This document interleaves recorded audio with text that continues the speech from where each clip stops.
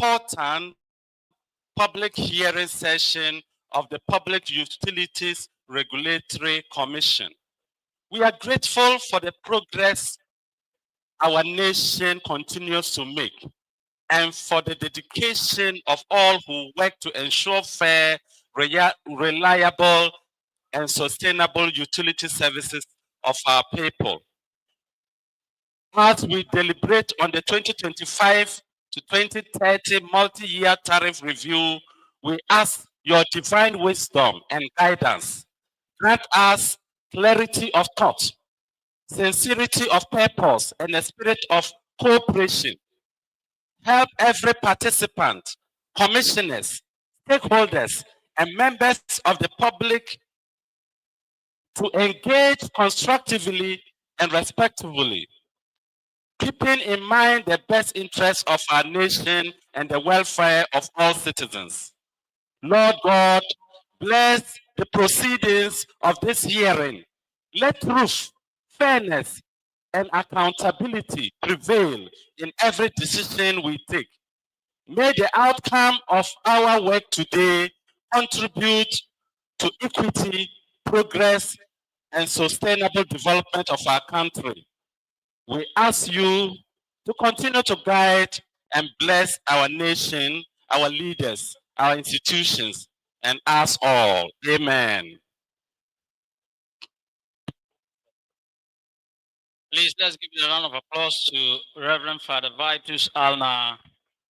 Thank you very much, Father, for that wonderful prayer. Indeed, we are trusting God to grant us grace to be constructive and objective at this hearing. Ladies and gentlemen, it is important for us to note that the weather forecast for today does appear to be very friendly, and we request your cooperation so that we finish very early. It is anticipated that temperature rise up to around 37, 38, and that definitely will be merciless on us. So please, we want to do this as quick as possible. Ladies and gentlemen, permit me to do some few introductions even as we continue the program. And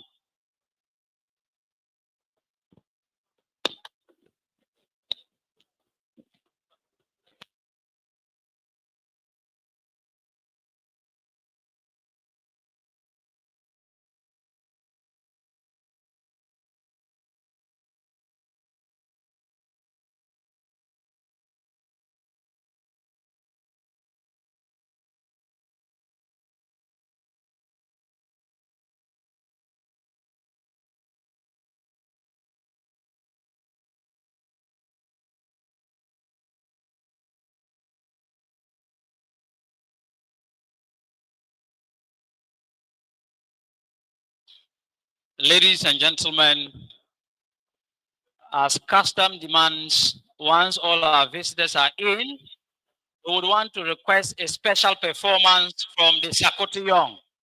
Sakoto Young Oromala want to request a special performance from the Sakoto Young as a welcome to this public hearing. And so we invite our brothers Sakoti to come and give us a beautiful performance. I am very sure a few of you may have seen them perform, but today they will give us a special rendition. Now, this particular troupe comes from the Nabdam district of the Upper East region. Their performance is known as the Young, and this is normally performed in festivals and in celebrations. Traditionally, it was performed when chiefs returned victorious from land conquest. But today, in the advent of democracy and development, we now perform Young at festivals and ceremonies. This particular troupe have perfected the art of the Young dance, and I can assure you that definitely it is a performance you will enjoy. Musical instruments are made up of 6 metallic wings and 2 fluids. The rhythm of the music is dictated by those blowing the fluids, ladies and gentlemen. There is no song they cannot sing.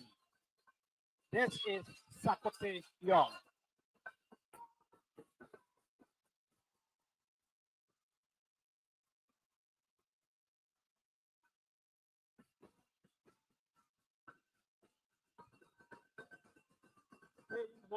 To the traditional leadership, representation of the Upper East region, of course, Ada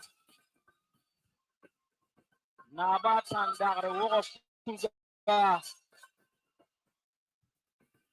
Nabat Bilesing Lakanyot,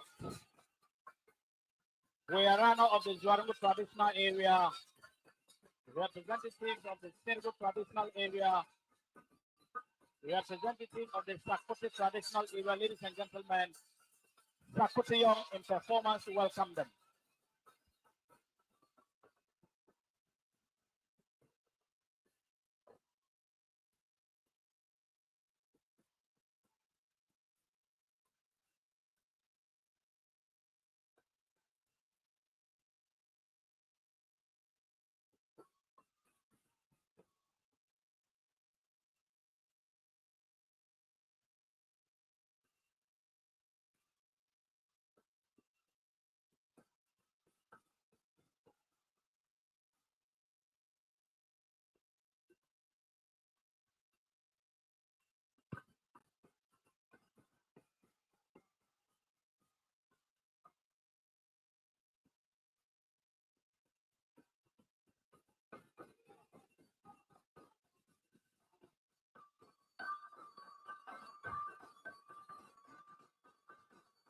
And so, a beautiful salute dance to the men and women at the high table.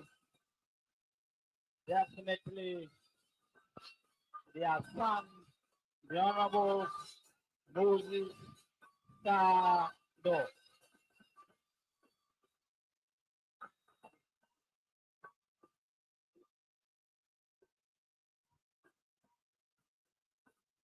And so the Honorable Moses naturally cannot say. He has to do the needful and the ambulance is great. One of their own from the Nabdam traditional area, the Honorable Moses Abiko Asaga, natively known as Honorable Moses Sado. Now it's the turn of Madame Caroline Vida Purc, Registrar.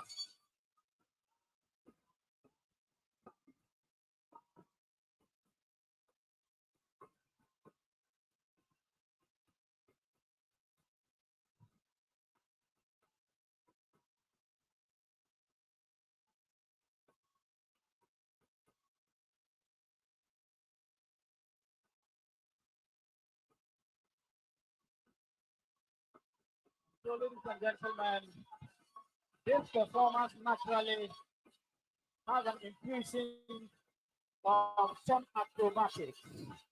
And depending on the performance, you would normally find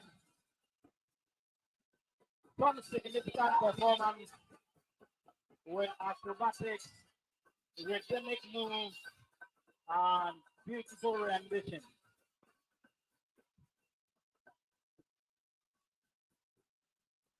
Young definitely is one of the finest cultural performances within the Upper East region of Ghana. It is common to most of the ethnic groups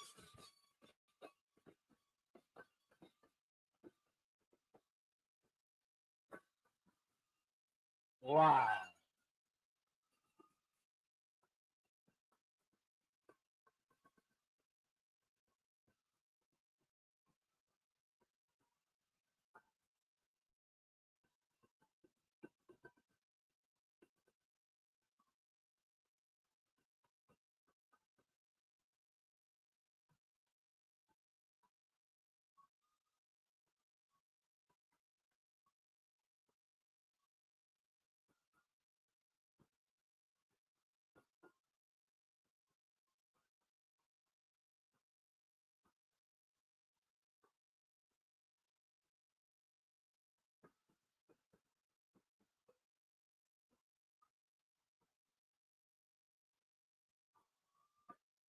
Ladies and gentlemen, we expect to be shortly joined by the Upper East Regional Minister, by His Royal Highness the Tongorana, by His Royal Highness the Mangot Nap, and by His Royal Highness the Bumbu.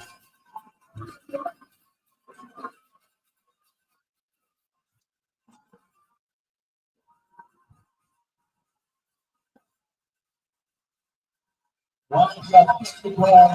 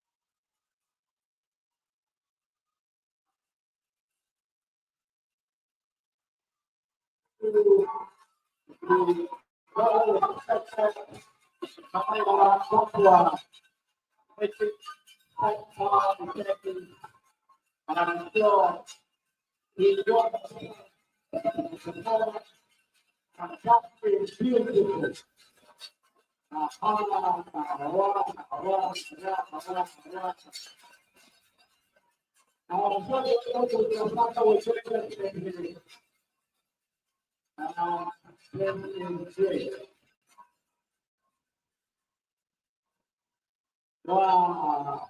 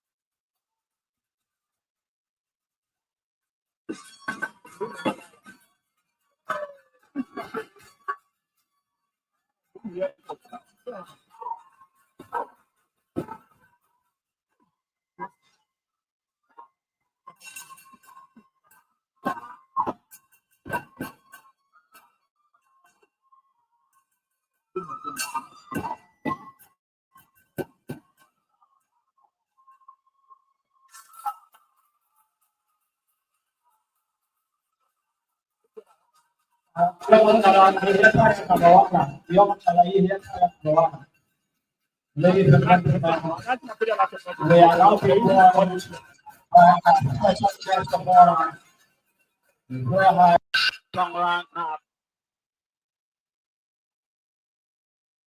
in, we will.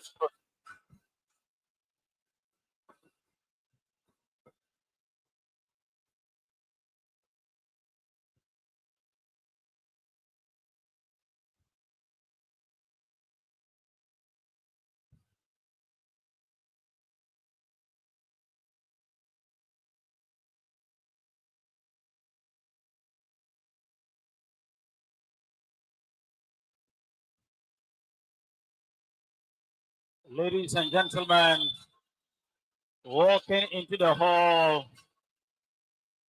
His Royal Highness Tongran Kukubil Sung Nalib, led by a special guest of honor for today's multi-year tariff review hearing of the PURC. Ladies and gentlemen, His Royal Highness the Tongran.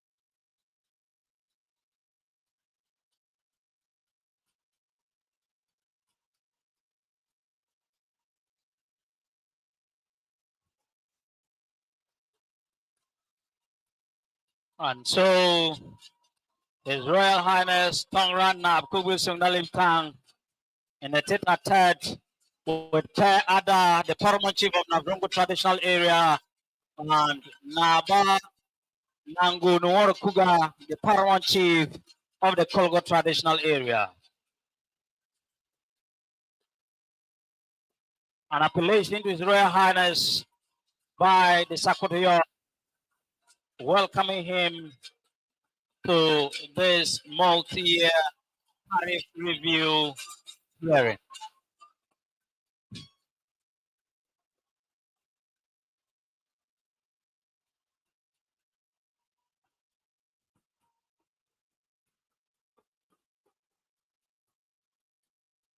The Tongrana, welcome, thank you, is what they are literally telling him and his collectives in the Upper East region.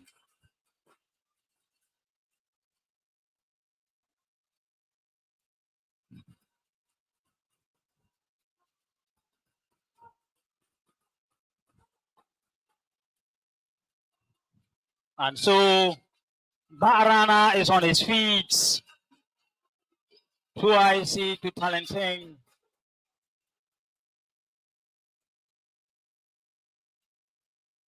And so Barana is on his feet, Cotton Top Nab is on his feet. Ladies and gentlemen, this is protocol.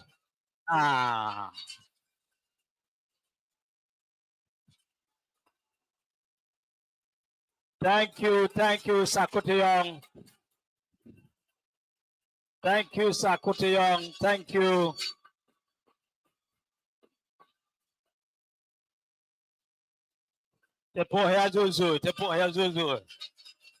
Boyarana doing the needful. Now the Boyarana is a divisional chief in the Zwarangu traditional area, paying respect to the paramount chiefs, Per Ada, Tongran, Kubisunga Limtang, and Naba Asobaire.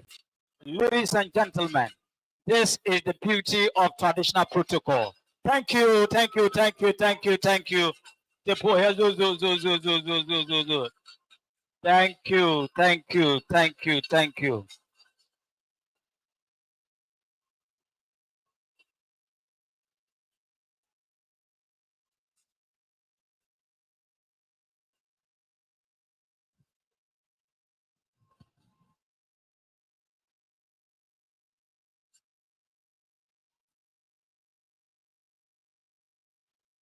Thank you, ladies and gentlemen. Once again, we are welcome to this multi-year tariff adjustment hearing review by the Public Utility Regulation Commission of Ghana. As in the PURC Act 1997 and 538, the PUC has a mandate to not only adjust tariffs, but to have public input in those tariff adjustments. And so the exercise of that mandate, ladies and gentlemen, we are this morning here be called upon as citizens of the Republic of Ghana to give their inputs relative to the multi-year review period from 2025 to 2030. And accordingly, you are all welcome to this hearing. We have with us the utility providers and the appropriate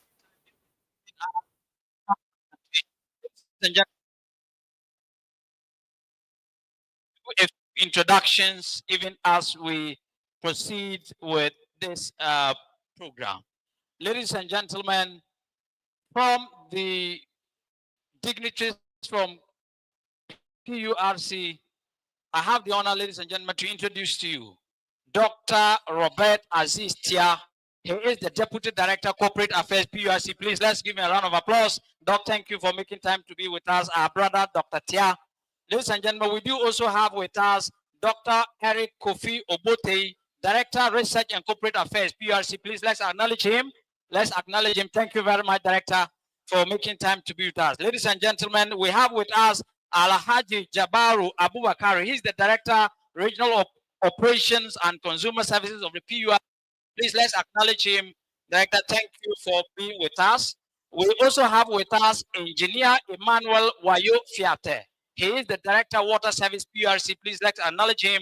Director, thank you and God bless you for making time to be with us. Ladies and gentlemen, we have with us Mr. Alex Bonney. He is an external committee member of the Stakeholders and Communication Committee of PURC. Please let's acknowledge him. Uncle Alex, thank you for making time to be with us. We do also have with us my beautiful senior and colleague at the workplace, Miss Vida Caroline Crook. She is also an external committee member and member of the Stakeholder and Communication Committee of PURC. Senior, thank you for making time to be with us.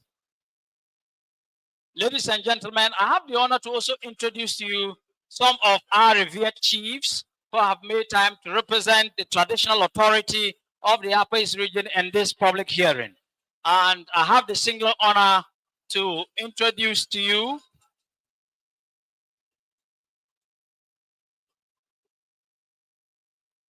and so we have with us again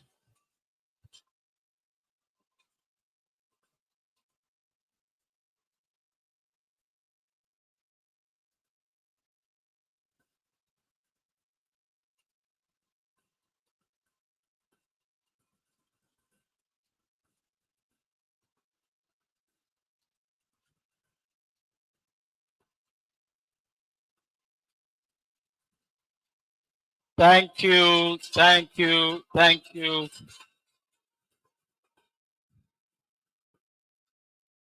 Thank you. Please, Mr. Set, Upper PRC, please, Mr. Set, can I have you here? Mr. Set.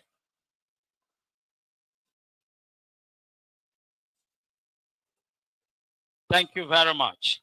Ladies and gentlemen, because of the relevance our traditional leaders places on events like this, we are most fortunate to be observing a very rare gathering of most of the important chiefs of our region.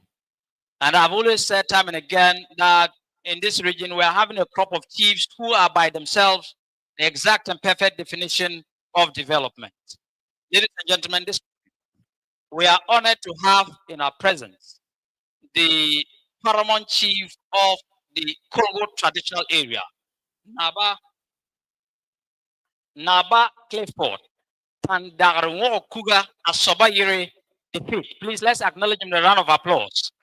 And ladies and gentlemen, a distinguished safety officer, fireman, ladies and gentlemen, he's committed to the service of his people and his tradition. Again, we have with us yet another very distinguished safety officer with the Ghana Fire Service, who by intent and purpose is the embodiment of tradition and culture of the Navrungo traditional area.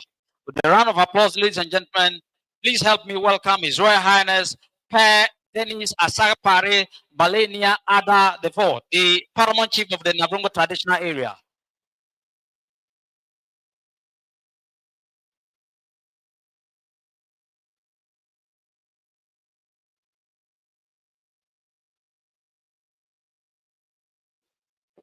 Ladies and gentlemen, we have with us some divisional chiefs, and respectfully, I want to introduce a few of you even as I get the updated list.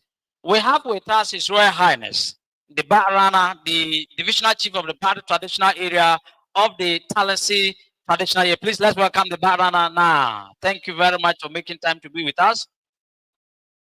We also do have with us the divisional chiefs of the Kotintab traditional area under the Greater Sakoti traditional area, His Royal Highness Nab Biliosing Lakanyot, known in private life as Naba Samuel Namok. Please, thank you very much. We do have with us the Boyorano of Zwarmda Borin of the Zwarmo traditional area now. Welcome. Thank you for making time to be with us. Ladies and gentlemen, as I get the updated list, I will let you know. But it's important to also let you know some very other important persons who are with us here. And I would want to begin with one very important personality who is known to all of us. Naduma. The next person I have to introduce to you is your beloved son, in whom you are all well pleased. Born in the year of Ghana's independence, he was born a royal, raised an impact giver, and served with credible distinction. From his initial undergraduate training as an industrial chemist from KIST, he further acquired an MSc in petroleum engineering from the prestigious Aberdeen University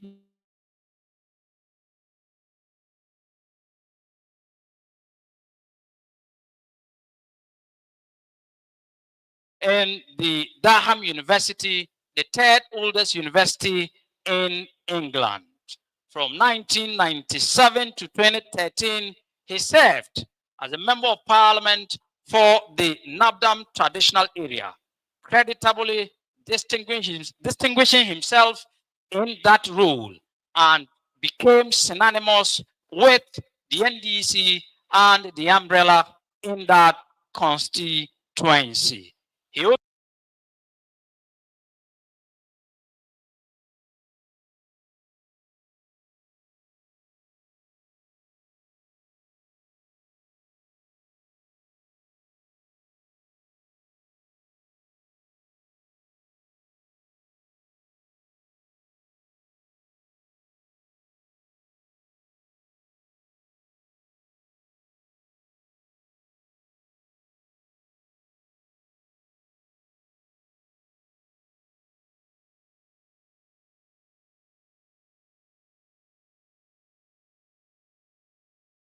he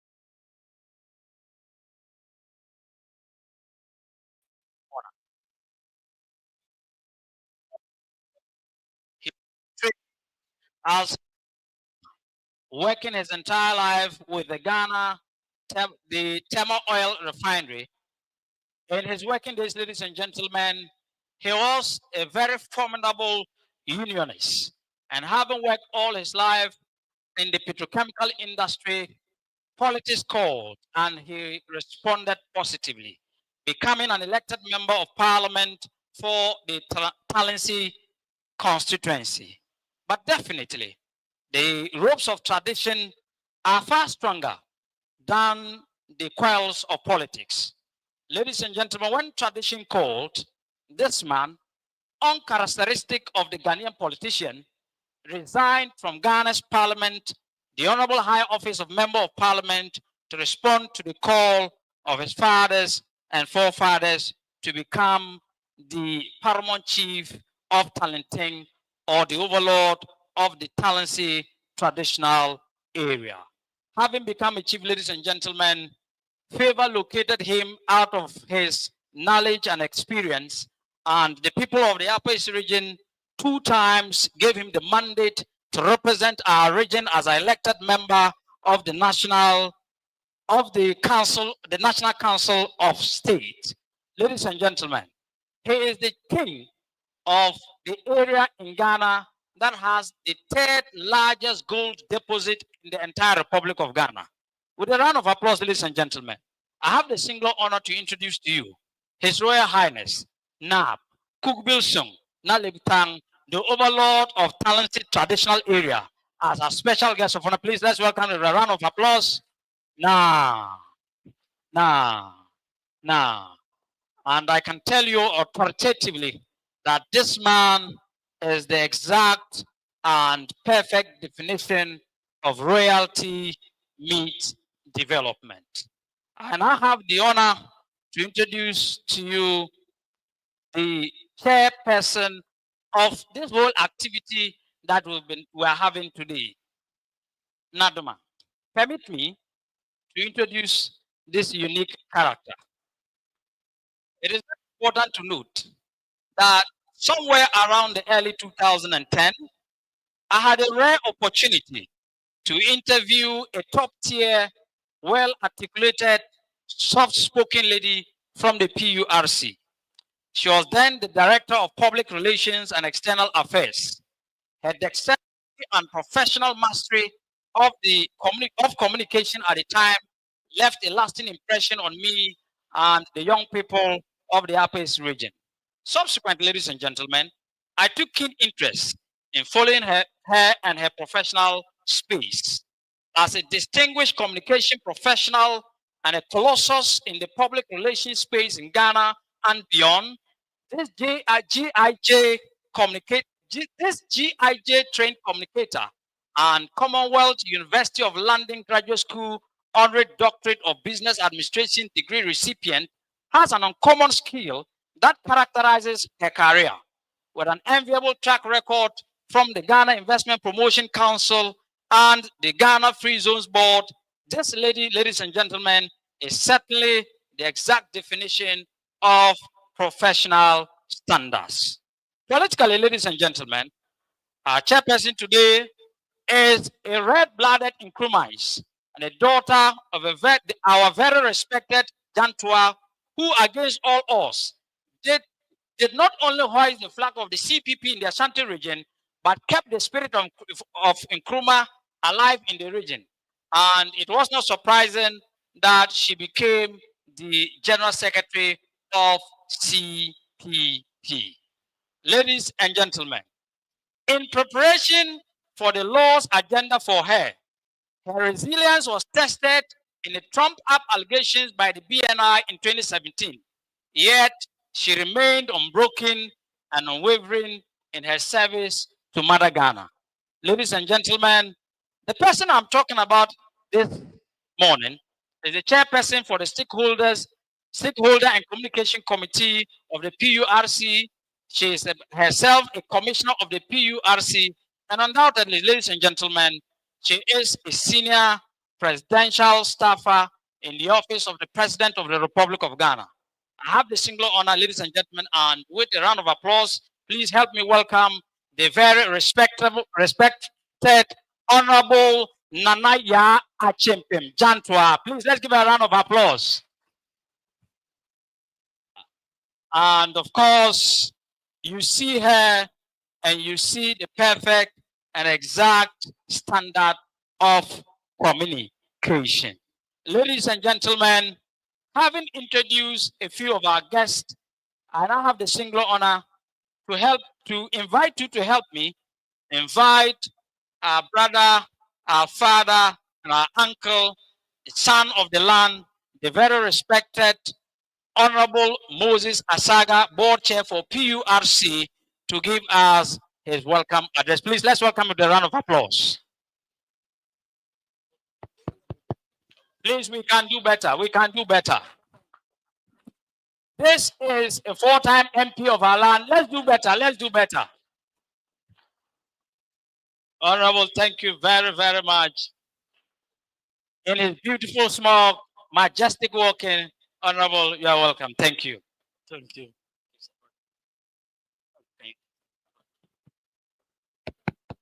So thank you very much.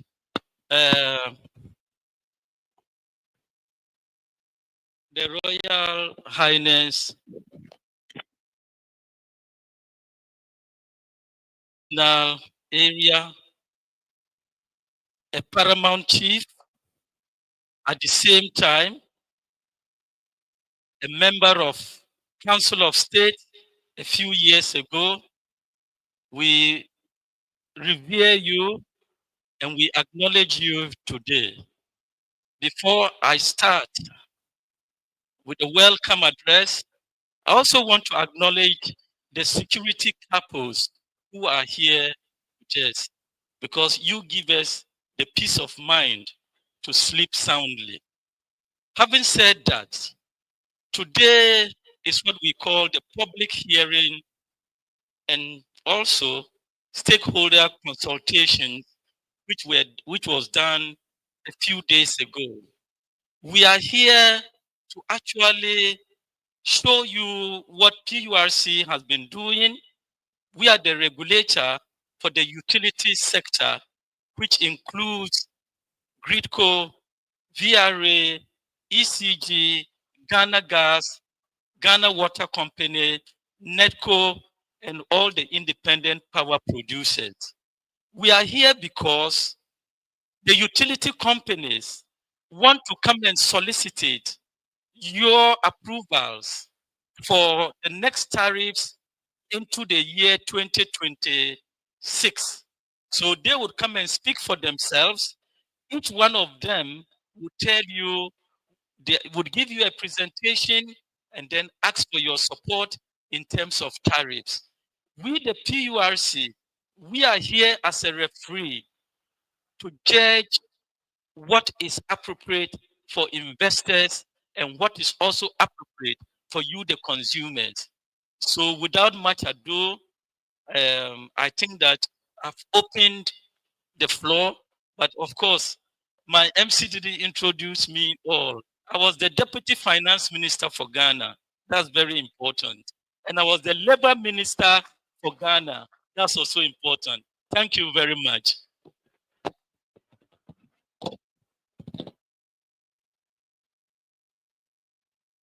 Please, let's give it up to the Honorable Moses Asaga. In fact, former Deputy Finance Minister of the Republic of Ghana. And after he left office, he didn't run away. He is still around. Thank you, Honorable. Ladies and gentlemen, we do also have with us a very respected brother and Commissioner of PURC, Professor Ebenezer Anafo. Please, thank you very much for making time to join us. Most grateful, ladies and gentlemen. As I mentioned, the weather isn't going to be very friendly. And as a consequence, we would want to move as fast as possible so that we don't get ourselves baked in this heat. I understand the Upper East Regional Minister is on his way, and we will skip his, whilst we invite the very respected Honorable Nanaya Achimpim Jantwa, Chairperson for the Stakeholders Committee of PURC, to give us her opening remarks. Ladies and gentlemen, please, let's give her a round of applause. We can do better. Please, we can do better. This is a woman who have identified herself with the region, and I'm sure with our chiefs present after the hearing, we will give her a befitting traditional name, and probably, if not a big crown, a small one. Thank you very much, the Honorable Nana Ya Achimpim Jantwa. Thank you, Stanley. I really appreciate a crown from this region. That would be an honor to me and my family. I bring greetings from the PURC, and I bring greetings from Accra, and in my other capacity as a senior presidential staffer, I bring greetings from His Excellency John Dramani Mahama, the President of the Republic of Ghana. Today, we are here, as Chairman said, to listen to the utilities. Before I continue, with all protocols observed, I wish to welcome the Tongon Rana, the Paramount Chief of Talinsi, and the special guest of honor, and all the traditional leaders who have taken time off their busy schedule to come and grace this occasion. We are here to listen to the utilities to tell us what money they need to enable them work effectively from the year 2026 to the year 2030. We are here to know what they use the money we gave them in 2022, what they use that money to do to make sure that we get good quality of service. What we are doing here today is steeped in law.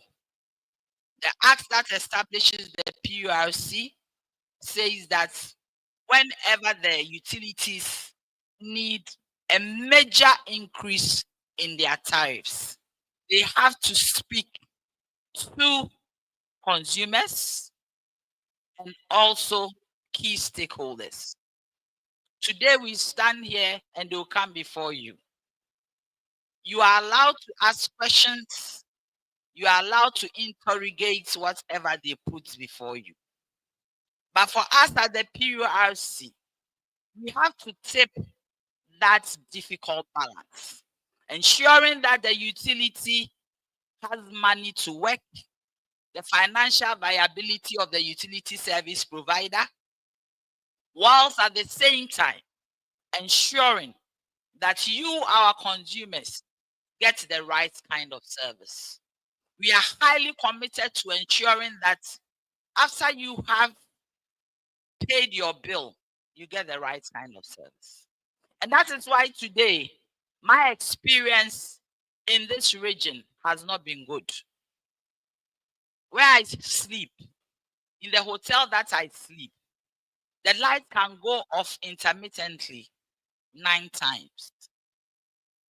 And that is woefully unacceptable.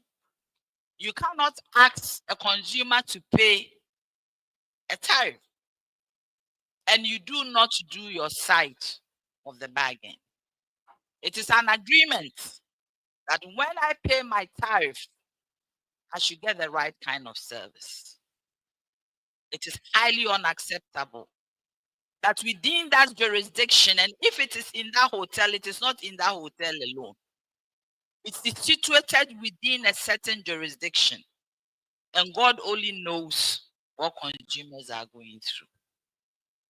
As we live here today, and as NEDCO, you present your figures to us, we also need an assurance of quality of service. And the PURC will not renege to use sanctions against you if you are not doing the right thing. Because for us, the one that makes your wheels grind, the one that makes you be able to do your work is the consumer. If the consumer doesn't pay, you cannot work. And if we do not also pay, then there's a problem. So the rights of us is to get adequate power, but our responsibility is also to pay. We thank you very much, and we know that you will have a fruitful day. Please, as you ask your questions, I beg you and beseech you, please let them be short, let them be apt, so that we can end this program in time. Stanley, you also forgot to say that I was the first female to be the general secretary of a political party in Ghana. Thank you.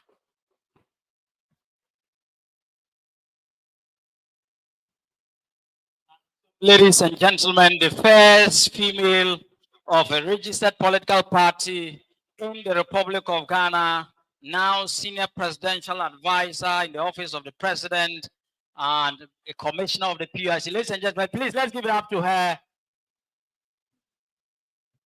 Madam Nana Ya Achimpem Jantwa, daughter of the legendary Dada Jantwa of the CPP in the Ashanti region. And of course, like father, like daughter, they have a history of always making history. Thank you very much. Thank you very much. And so, ladies and gentlemen, a few more acknowledgements and then we proceed. We do have with us the divisional chief of the Pelungu traditional area in the Nabdan district of the Upper East region. Ladies and gentlemen, we have with us Naba Sirik Sor Sobil the 4th. Please let's acknowledge him. Thank you very much. We also have the Chief of Logre, Naba Salma Yidan Purc, the 2nd. Ladies and gentlemen, please let's acknowledge him. The Logre Chief is with us.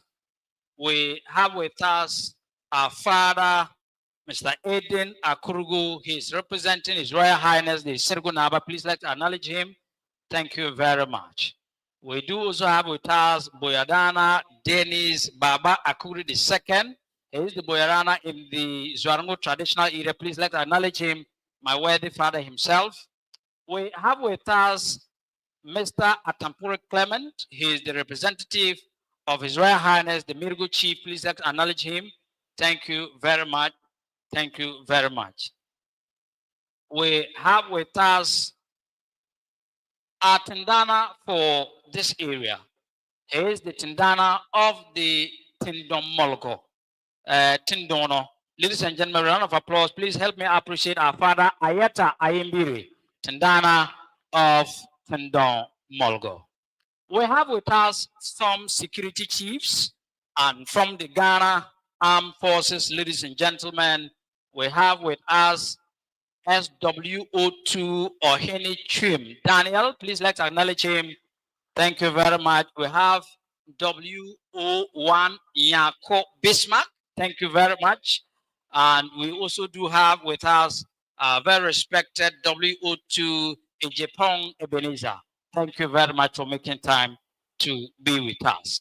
From the offices of NEDCO, ladies and gentlemen, we have with us Engineer John Oken Yamua. Please let's acknowledge him.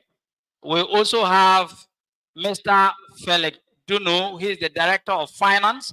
Mr. John Oken Yamua is the Managing Director. Please let's acknowledge him better. He is the Managing Director. He's made time to be with us here.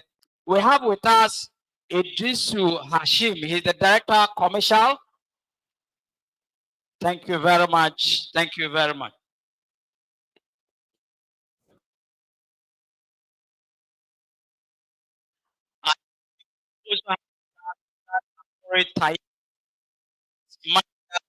Network planning. Ladies and gentlemen, let's acknowledge him.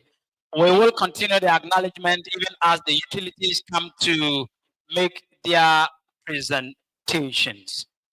Ladies and gentlemen, having been honored by the grace of His Royal Highness, the Overlord of Talenting, we will at this moment want to have a speech from His Royal Highness. And with a round of applause, ladies and gentlemen, please let's welcome him even as he sits to give us his speech. Thank you. Please, we can do better. We can do better. We can do better.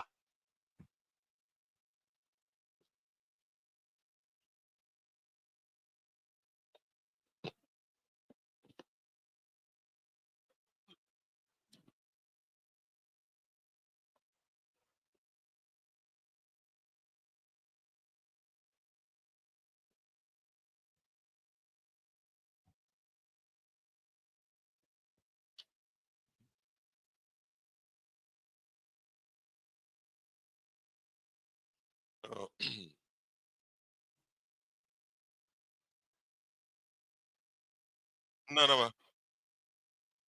Nanam. Ya temenga para kantu a sulbidia.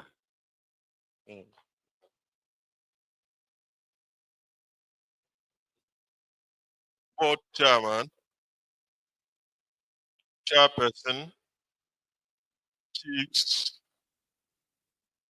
the media,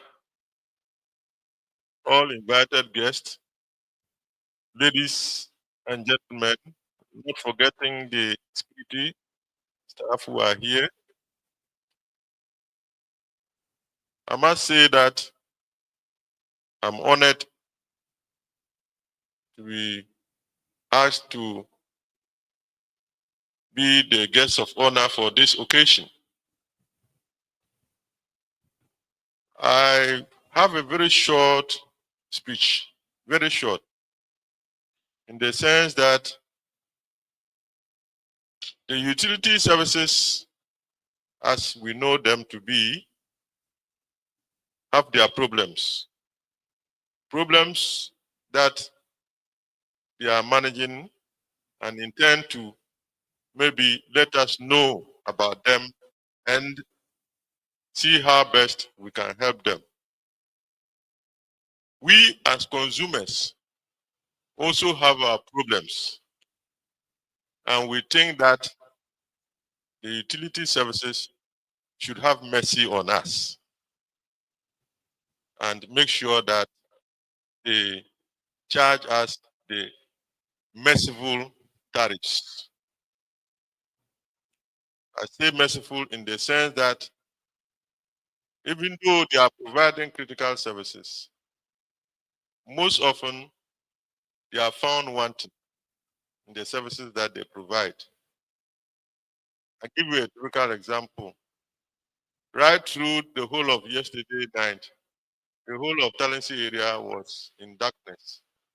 I don't know if it affected Bolga, but I had to roll myself in this hot and heated environment till this morning. As a result of that, when I got out this morning, my BP was high. So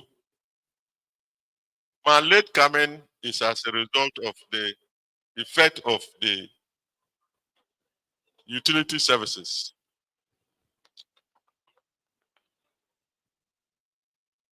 That is a typical example of what happens to us when you deny us of services. Not to talk of water. We currently know the problems that the water companies are facing. In this part of the region, we do not have a major water supply system that supplies all of us, except for a few areas. And even in spite of that, we still pay some charges or tariffs. I'm speaking on behalf of the traditional rulers. We think that the utility services have a case. At the same time, the consumers too have a case. So I don't know how PURC is going to, sit in between us. Like that, they will have mercy on both parties. At this point, we have to be honest with ourselves. If we do not provide the utility services with the needed capital for investment, they also are likely to grind to a halt. In the sense that most of them use equipment that are not manufactured or produced within our country. They are all imported. And quotation of items, what happens. The dollar comes in. So they are compelled to charge fees that should also balance their books enough to be able to provide us with the power or with whatever services that they are providing. Mr. Board Chairman, I don't envy your position. I know that it's a big task. But as it is now, we as consumers will always call for your support in the sense that even though we sympathize with the utility services and wish that we could give them whatever they are asking for, in union parlance, they say the ability to pay to is not there. The ability to pay on the part of we, the consumers, is sometimes the problem. But that notwithstanding, if services are provided in a manner that there is satisfaction of consumption, I think most of us will be willing to go beyond the mile. So I, at this point in time, would like to say that, yes, the utility services are asking for increased tariffs. Yes, the consumers are also asking for better services. If these two are put together, it means that we have a way forward. Where way forward is that the utility services should come up properly, as has been said by the chairman, that they should come and present to us why they want an increment, even though we know that some of it might be very genuine. We also know that they may be asking for more than is required. Ladies and gentlemen, at this point in time, it calls for some level of give and take on the part of all the parties to ensure that we may not ask for tariffs that will encourage people to either, if I may use the word, steal or use other means of enjoying your services other than the legal means, even though we know that if you attempt to do something different, you face the law. So at this point, I will say I thank you very much for your attention, and we call on you, particularly this region. Our region faces too much rampant power outages. There is the need for us to upgrade a lot of the equipment such that services will be provided without any problems. In this region, the slightest rainfall, any wind, you find that there is power outage. The slightest blow of the wind, before you realize power is off. We think that in asking for your services, we also want to upgrade and improve upon your services, especially within this region. And I thank you very much for your attention.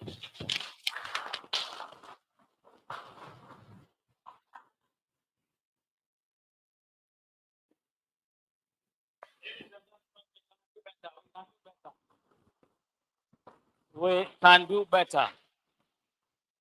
And now, ladies and gentlemen, we are privileged to be joined by the Upper East Regional Minister and his entourage, and we respectfully request that we rise and remain standing, even as the representative of the President of the Republic walks into this multi-year tariff review hearing. Ladies and gentlemen, the Honorable Donatus Atanga Akamukri, ably flanked by some MDCEs, ladies and gentlemen,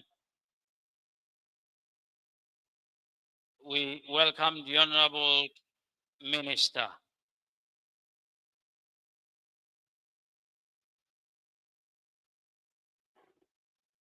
In his iconic cool high, ladies and gentlemen, this man is workaholic.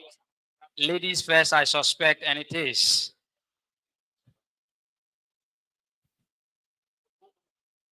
And so he decided to greet Karo first, even though Moses Saga was nearer. And that is the strength of a woman. Ladies and gentlemen, a round of applause for the Upper East Regional Minister. And so we are live on YouTube and Facebook at PURC Ghana. Please let us also be rightly informed that the utility providers have their complaint desk outside. That is, Ghana Water have their complaint desk, and Netco, Greco also have their complaint desk. Remember, this is not a complaints forum. This is a hearing. And so we expect that you will give your complaints there. Ladies and gentlemen, we will now have the singular honor to invite the Upper East Regional Minister, the Honorable Donatus Akamukri Atanga, to give us his word. Ladies and gentlemen, with a round of applause, please help me welcome the Honorable Donatus Atanga Akamukri. This man is the exact definition of endurance. Longest serving regional secretary of any political party in the history of Ghana. Please, we can do better. We can do better.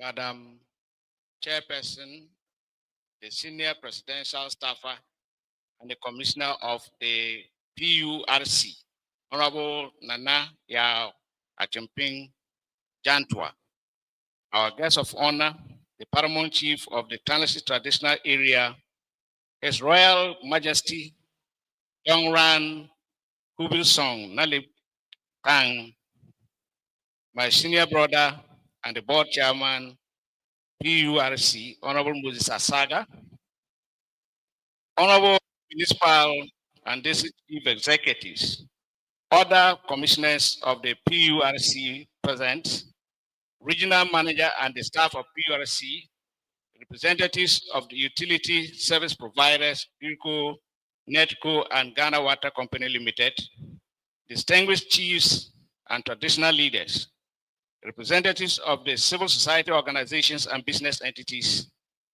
members of the media, distinguished ladies and gentlemen, it is with profound honor and a deep sense of responsibility that I join you today at this important Public Utility Regulatory Commission public hearing for the 2025-2030 Major Tariffs Review here in Upper East Region.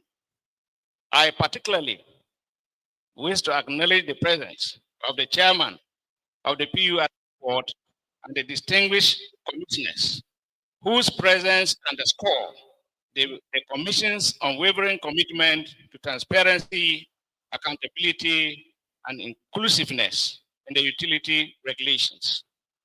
Today's public hearing is not just a statutory requirement, but a vital platform that deepens participatory democracy and governance as envisaged by His Excellency President John Dramani Mahama under his resetting agenda to ensure that decisions affecting citizens' livelihood are made through open dialogue.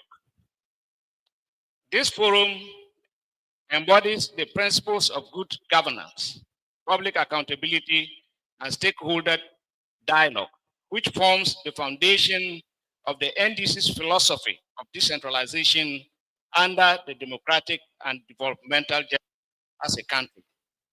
Distinguished ladies and gentlemen, the issue of utility tariffs, both electricity and water, touches on every home, business, and institutions.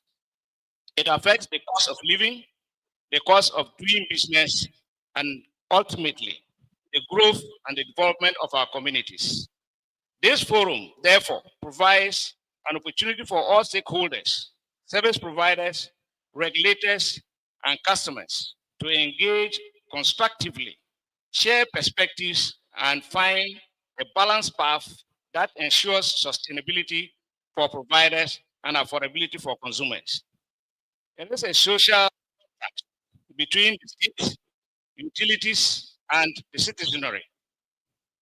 As a region, we are not unaware of the challenges that utility companies face in their operations. These include high operational and maintenance costs, especially with the aging infrastructure, rising costs of power generation and water treatment chemicals, revenue leakages, illegal connections, and non-payments of bills, limited investment in the distribution and network expansions, the increasing demand for reliable supplies amidst limited resources, and the need to meet regulatory and environmental standards.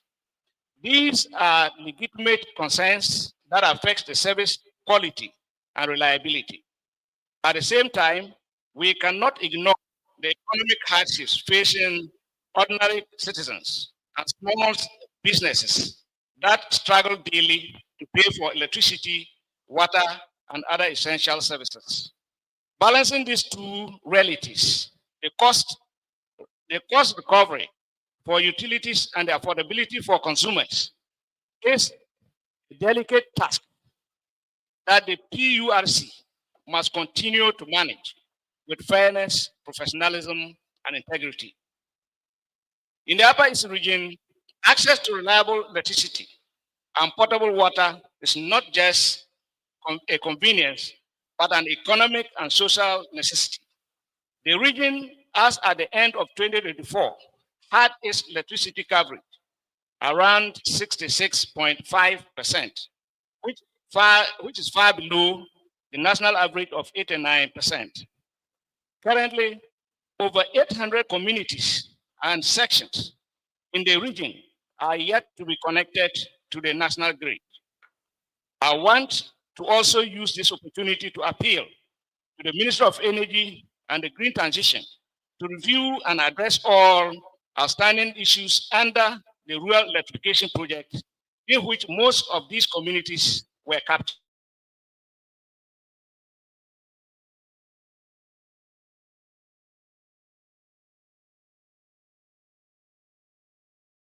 To note that whilst the region's rural water coverage stood at 63.9% as at 2024, per the statistics of the Ghana Community Water and Sanitation Agency, safety of the water remains a challenge due to contamination from the fluoride, chloroforms, and others. A situation we need to address to serve majority of our people who are largely rural or peri-urban. Distinguished ladies and gentlemen, whilst water is required to support agriculture, drive local industries, and sustain our lives, electricity is required to power our schools, hospitals, businesses, and offices.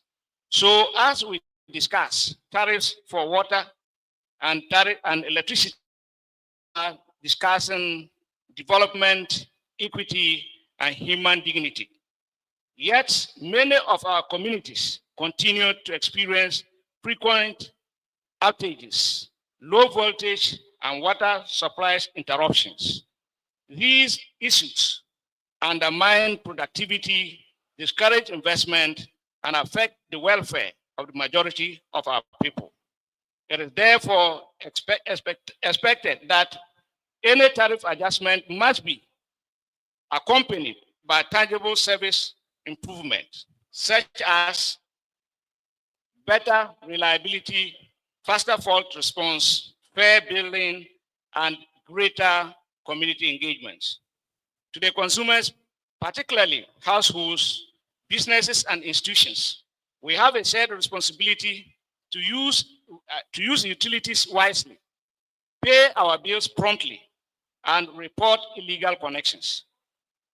Irresponsible consumption and non-payments of utility hurts everyone, but responsible consumption strengthens the entire service delivery system.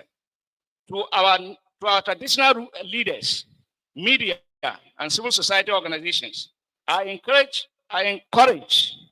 continued advocacy and education so that the general public understand the rationale behind decisions and participate meaningfully in shaping them.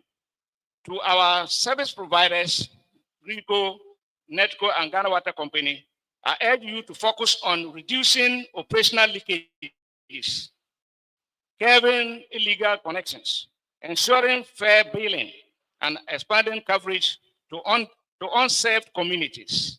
The public will support you if they see tangible improvements in your services. To the regulators, the PURC, I commend your commitment to openness and consultations. Continue to uphold your independence and professionalism as you strike a fair balance between the needs of the utilities and the welfare of the consumers. Your role as referee of fairness is crucial to the national stability. Distinguished ladies and gentlemen, as a regional minister, I want to assure the PURC and all stakeholders that the Regional Coordinating Council fully supports the Commission's mission of ensuring reliable, affordable, and sustainable utility services. We will continue to support the resetting agenda of His Excellency John Dramani Mahamat's policy of initiatives and infrastructural investments aimed at improving access, equity, and efficiency in the delivery of electricity and water services across the Upper East region and the country. Reliable electricity and safe water remains fundamental rights and essential ingredient for human development. As we deliberate on the tariff proposals before us today, let us approach the discussion with honesty, understanding, and a shared sense of national duty. As stakeholders, we must ensure that the decisions taken here strike a fair balance, protecting the consumers while enabling utility providers to deliver sustainable and high quality services. To this end, let me commend the PURC upon once again for your leadership and transparency. To the board chair and the commissioners, your presence here is a strong signal that Ghana's regulatory services listens, engages, and respects its citizens. This resounds with the resetting agenda of the NDC as a social democratic party under the able leadership of His Excellency John Dramani Mahama. Madam Chairperson, let us also ensure that whatever decisions emerge from this public hearing reflects the principles of fairness, sustainability, and shared prosperity. Together, we can build a system where service providers operate efficiently and consumers enjoy reliable, affordable, and equitable services. That is how we strengthen public trust and advance our national development agenda as a people. Thank you once again, and may God bless the Upper East region and our homeland, Ghana.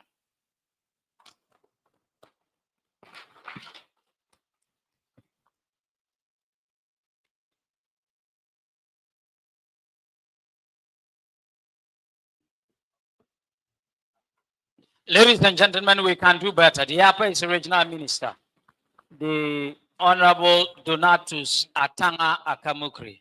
Ladies and gentlemen, now the high table is going to pay homage to traditional authority and the powerhouse of culture. The Honorable Regional Minister, his able brother, the Honorable Moses Asaga, the very respected Honorable Nana Ya Achimpim Jantua, and all the very important persons taking a majestic walk towards the chiefs.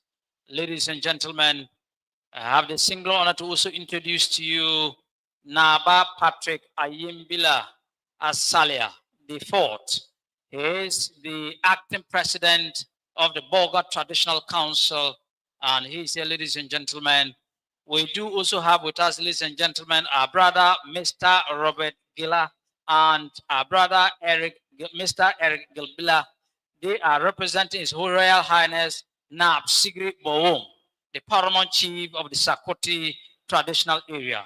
And very important, ladies and gentlemen, we've been joined by the overlord of the Bongo traditional area, Naba Baba Salifu Limiaro. Ladies and gentlemen, now the VVIPs are greeting our chiefs.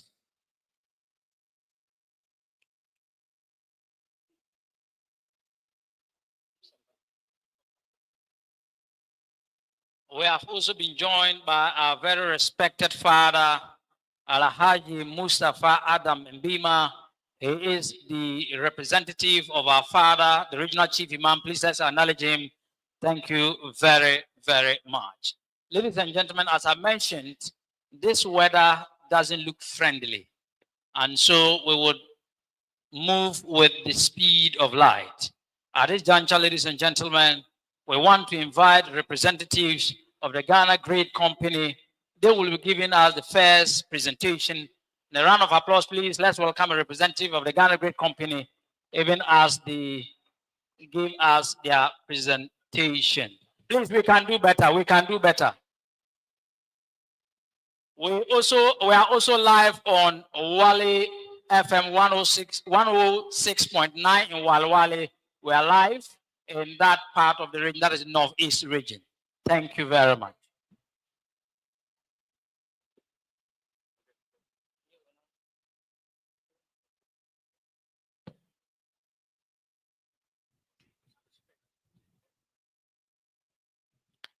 The Upper East Regional Minister,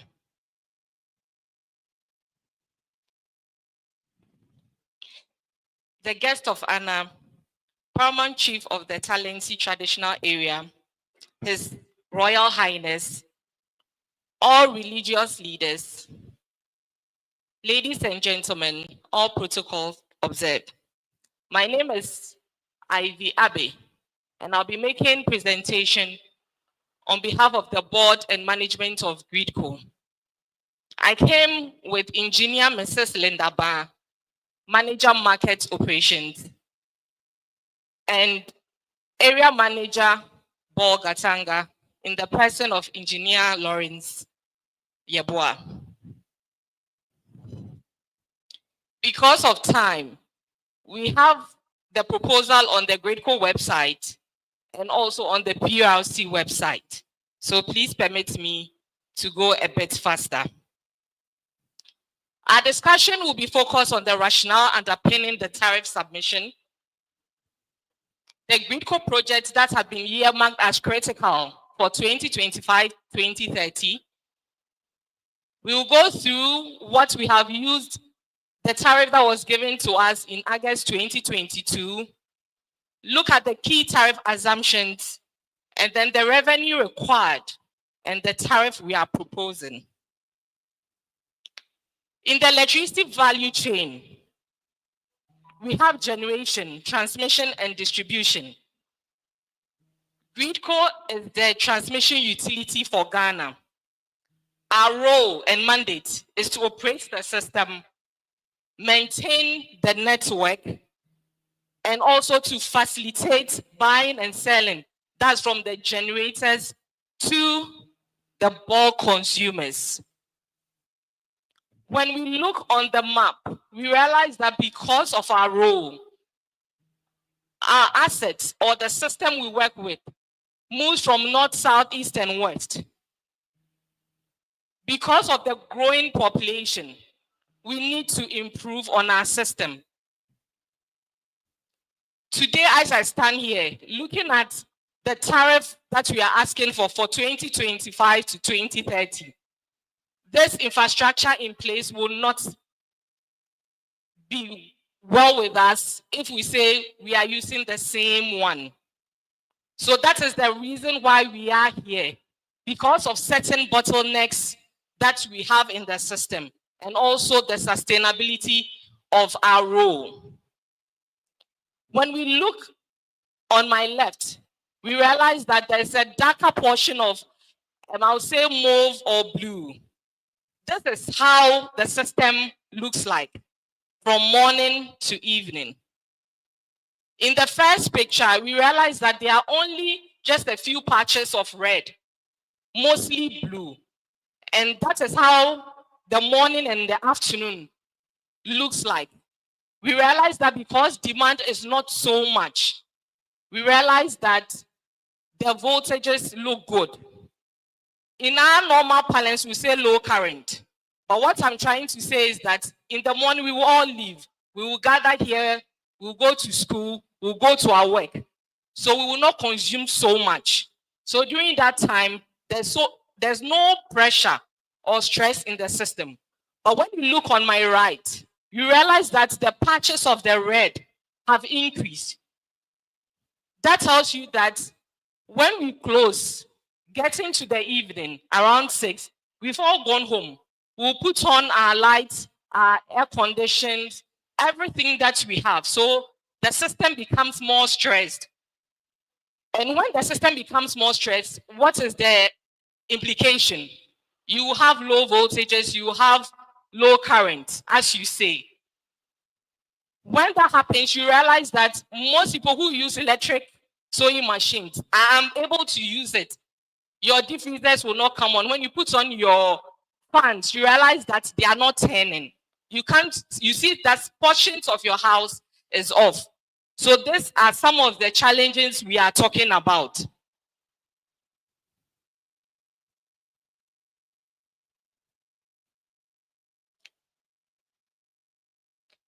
I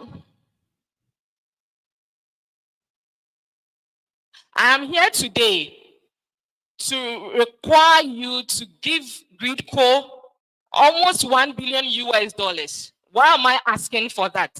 I'm asking for that to be able to upgrade the system we have, maintain the system, so that we will be able to provide you the needed service. We'll give you an efficient and effective service and a sustainable one. Our rationale is to increase maintenance. We are Gridco, and most of the things that we use to work in terms of gadget assets, it's all machines, and we know that they have lifespan. We are also saying that most of them are not procured in Ghana, and therefore we need money to be able to bring them in. So for Gridco, we practice proactive services. We are saying that we don't want to wait till you complain that the system is down. We are always ready to make sure that the system is working the 24 hours for you. Now, most of our lines go through the forest area. And we realize that when the big trees touch our lines, it comes to a standstill. We therefore need to do continuous bulldozer clearing and slashing so that we can keep the lines on.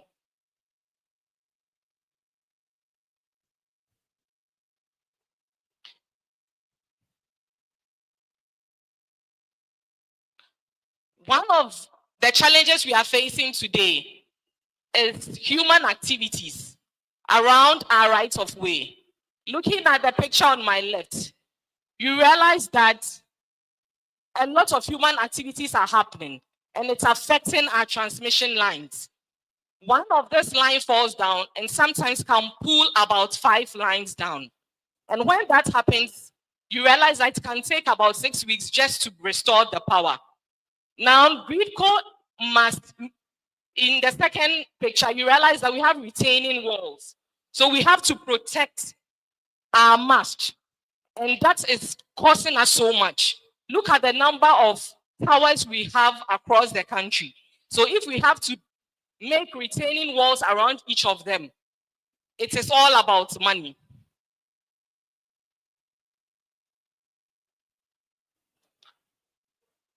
We have internally generated funds and we have grants, but they are not enough. What we are asking for is a cost reflective tariff, so that when we go to the market and we want to borrow, the lenders will be willing to give that money to us. Because you can agree with me that anyone who wants to borrow money, you would want to look whether the money you have given, the person will be able to pay you back. So we are here asking for a cost reflective tariff.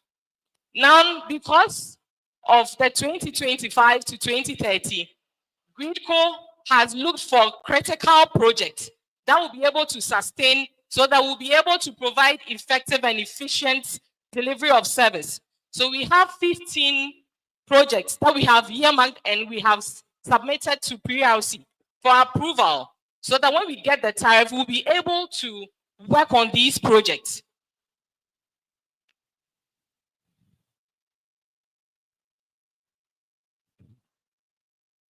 These projects will invest in our national interconnected transmission network, so that at the end of the day, the beauty of it is that regardless of where you are, because we are interconnected, whatever we do in the system, we improve the system so that we will not be complaining about the low voltages. So not to really go through the whole list, as I said, it's on our website. I would move on. Since we came here at the major tariff review since August 2022, we were given some tariffs. And then the tariffs were given, these are some of the projects we did. So we had some transformers in the system. We had some auto transformers. This will improve upon the voltages of the system. And then we also improved and upgraded our SCADA system. This helps us to balance generation and consumption. As we are saying, Gridco is in the position to make sure that we have enough generation so that we can meet the demands of our consumers. Today, I am here just to request that in the years that we are looking at, 2025 through to 2030, in 2025, we anticipate that energy to be transmitted will be around 28,338. And for that, we are projecting a tariff of almost 13 pesos. This will be 77.95%. We are asking for the 5 years, looking around 13 pesos. And then through the 5 years, it will just be a 13% increase. All that we are saying is that this revenue that we require, around 5,642 Ghana cedis, million Ghana cedis. We require that to keep our lines on, to improve upon the network. So as I am here, in conclusion, for every 1 kilowatt of hour that we are transmitting, we are requesting that we'll be given a 13 Ghana pesos so that we can keep our lines on. Thank you so much.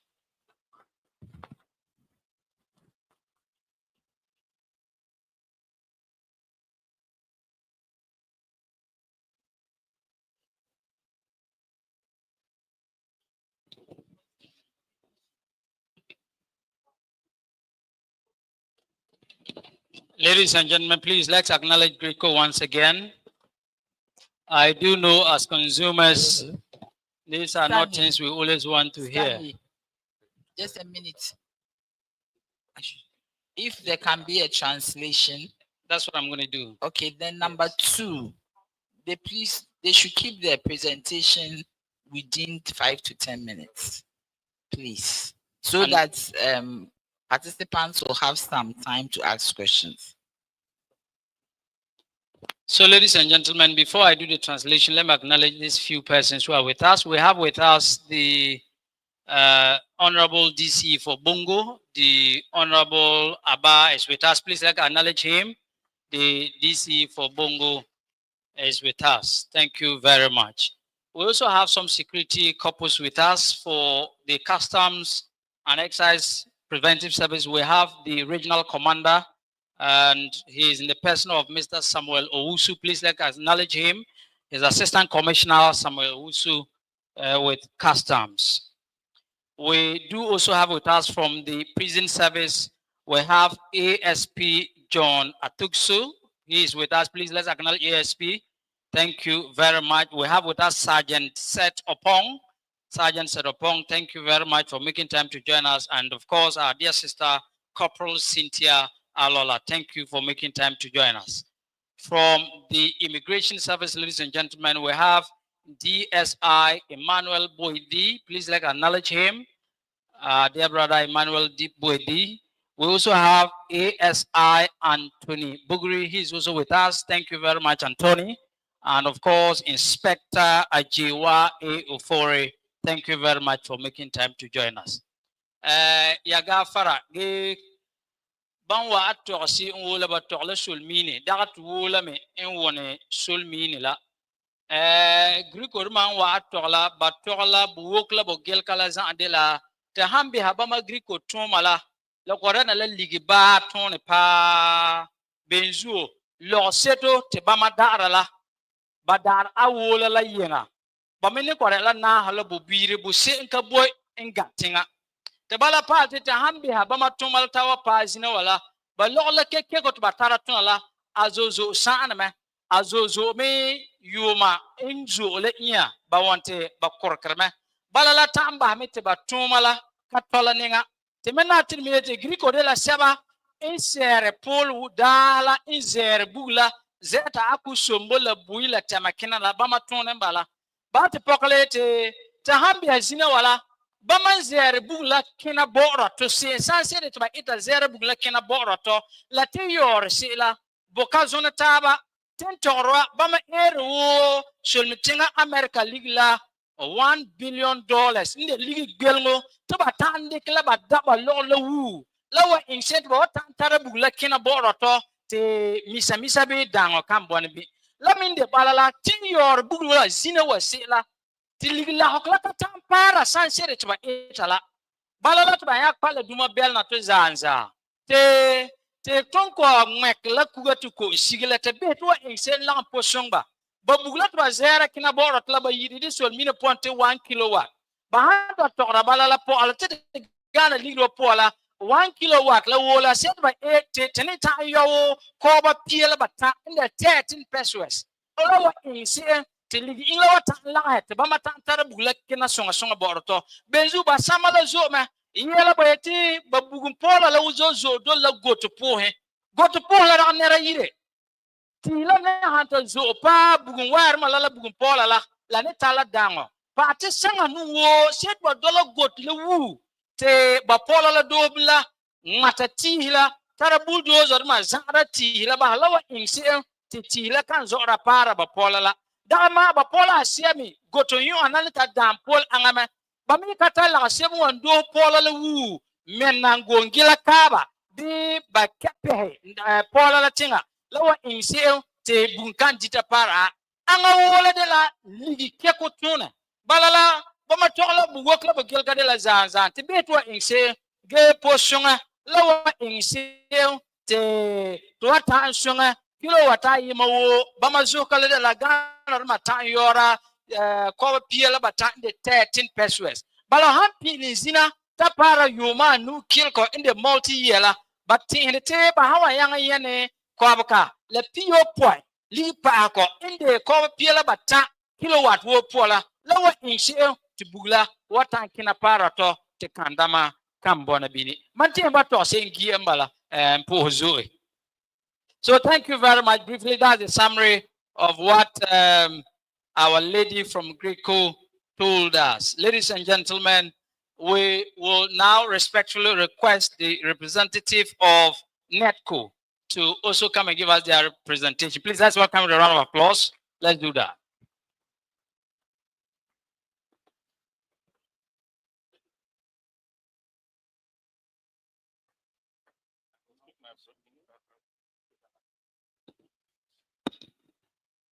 Okay, thank you, MC.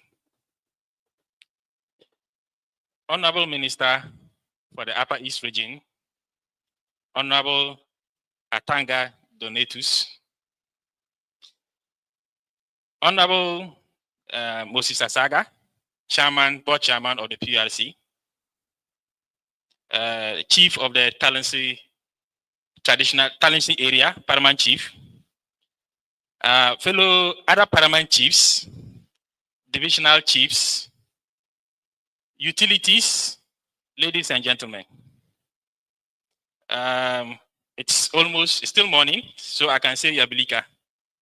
And to the people who are visiting Upper East for the first time, I will say Yazare, you're welcome. I'm coming from NETCO, and I'm here with my team. My managing director is here, and we will do this presentation as required. There are few things I gathered. The minister said that about 800 communities are not electrified yet. The paramount chief of the Tariff area said that he wants force resolved swiftly.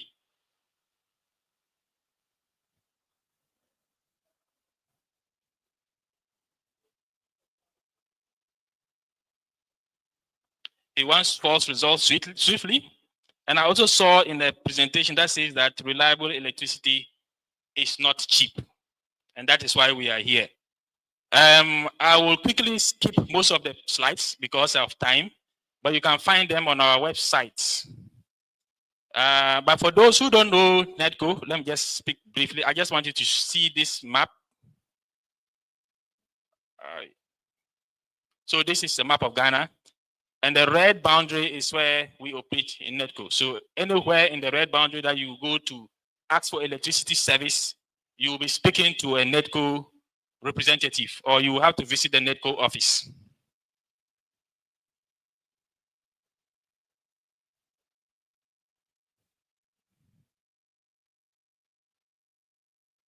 So I will skip to what we did with the previous tariffs, 2022. In 2022, we came to you to appeal for tariffs. And let me say that I'll also speak Frafra a little bit. I'm from Bongo, but the Otumala Moy, so the Fafala Cabane, wala, to what of Fifi, I had to audit like a Bokosungati, ya song to the man to Sunga. So in 2022, we came to ask for an increase in electricity tariff to improve the services such that you will have better services of supply. We want to tell you what we did with the tariff, and then we then go to the next thing, which is what we intend to do with the next tariff that we are appealing for. We have constructed some substations in Tamari. We have upgraded some undersized conductors. If you look at our network, most parts of our networks have smaller conductors, and for that matter, we are unable to serve you well, and you don't get the quality of supply that you want. So during that tariff period, we upgraded about 100 kilometers of conductors in order to increase the capacity so that we can serve you. We bought transformers, distribution materials, transformers, poles, meters, conductors, and that is why when your transformer gets damaged, we are able to come and fix them. When your lines get cut, when your poles are broken, we are able to come and fix them because we use part of the tariffs, the money that you gave us to buy some of these things. We have bought meters to provide service to you. And then as well, we have also constructed some service centers. If you go to Navrongo, I think, and also in Sandima, we have constructed some new offices. Such that when you come to us during the day, you want services, there's a place that you can sit and receive the services that you anticipate. So, think it like in 2022, like that one, Kaduma Belling yati, Tiboti, Bugunlali, like Pahlifi, Lawa in Saint Tam, boy a Bugunlat Latan, Ton Yambut Laton, Thomas Savala. To Yanda about you league Savala. The Radic Dala Mihila was supposed to Obome, Bapome, but they are me, Bibi one on Deba. So, la into Nerbazo Paha, the Tara Nerbazo Paha, Mihila Zula. Nirabanya gang la mihla panganya in wanyanzi sala. So like them titin mihla and see like teba dik mikara engba so that titan darabung la zeli the substations la pa ya yirina. So trate mihla me. Trate that transformers, the poles, the meter dema. La inseti transformer be poles lambo ya yila la hanko. Sabi hang engitla bako to the one table boy. So trate the bamazan wa me. Give me offices. You hanking bono Navrongo customer service office. The customer service office park being down in city. You have partner at least mahabona chatan zire that be boy a complain. The right eng bamaza wa me la yanda botu ligisiri 2022 la. So these are some of the pictures of the project that we have embarked on. So this is a power transformer for one of our substations. This is a distribution transformer we have installed. These are meters that we have installed. And this is a customer service center and some substation equipment that we have replaced. And then as well as the data center. So picture Savati Anyala de la Tintin de Lila last 2022 Lila in Tonton Savala. la pictures la basaban balati in ye kana ti sawa binye ti ligla ti de bola lan tan ton siri.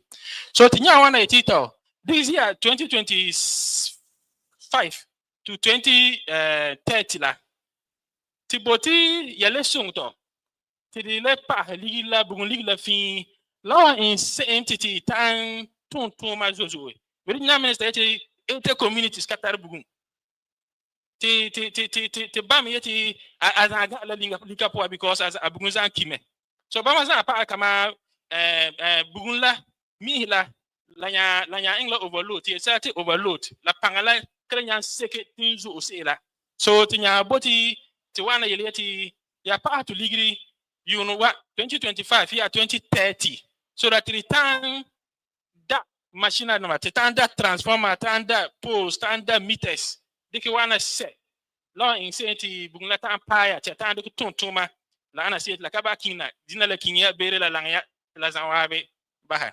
So we are saying that within the tariff period we want you to give us we are proposing or we are appealing for an increase in tariff such that we can invest in the infrastructure.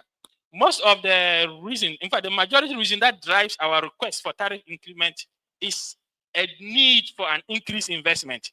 And you can see that the electricity infrastructure in this Upper East area is getting overburdened. And for that matter, there's a need to increase capacity. The regional minister said that 800 communities are not electrified. If we want to put all these communities onto the existing infrastructure, it cannot handle it. We have to reinforce the existing infrastructure such that we can serve the existing customers and add new customers to it. So in the end, we are saying that we want to give you quality service.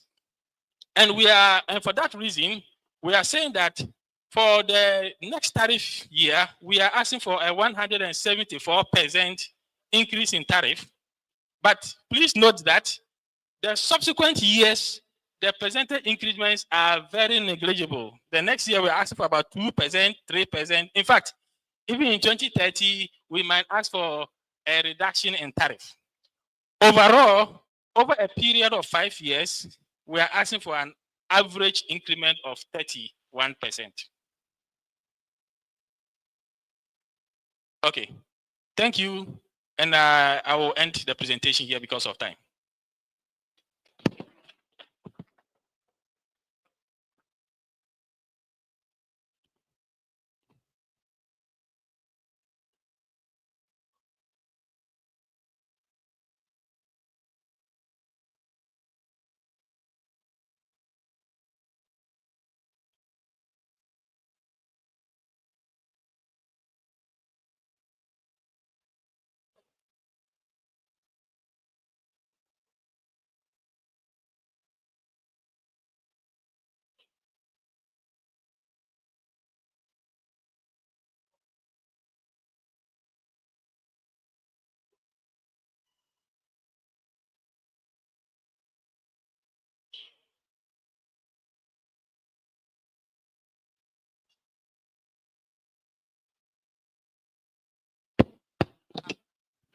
Hello.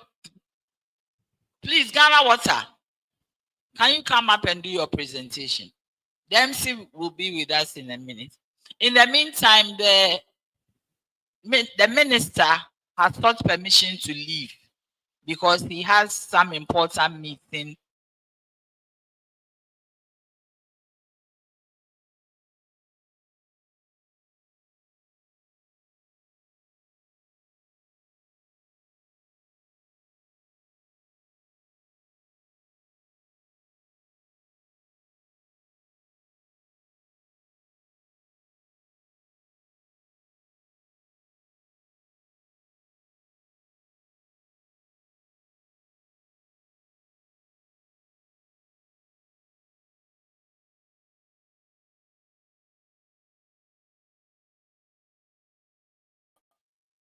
His Royal Majesty Nab Kubli Song Nanle Big Tang, Paramount Chief of the Talansi Traditional Area. I also greet my colleague, utilities, and then all present to hear from the Ghana Water Company or the Ghana Water Limited this morning. I'm supported here by my able regional chief manager and some members from the head office. Honorable Chair, I'll please plead with you because Ghana Water, we are doing both generation or production plus transmission and distribution. Some small 5 minutes can be added to our time. Thank you so much. Man. Okay, so Ghana Water, I think I'm told this is not working here. Ghana Water serves potable pipe groundwater to all the urban areas of Ghana. And we are, of course, here in the Upper East region. We have different supply areas, and I think I'll leave the other regions and come to just Upper East. In the Upper East region here, we have 3 treatment plants, what we call the headworks.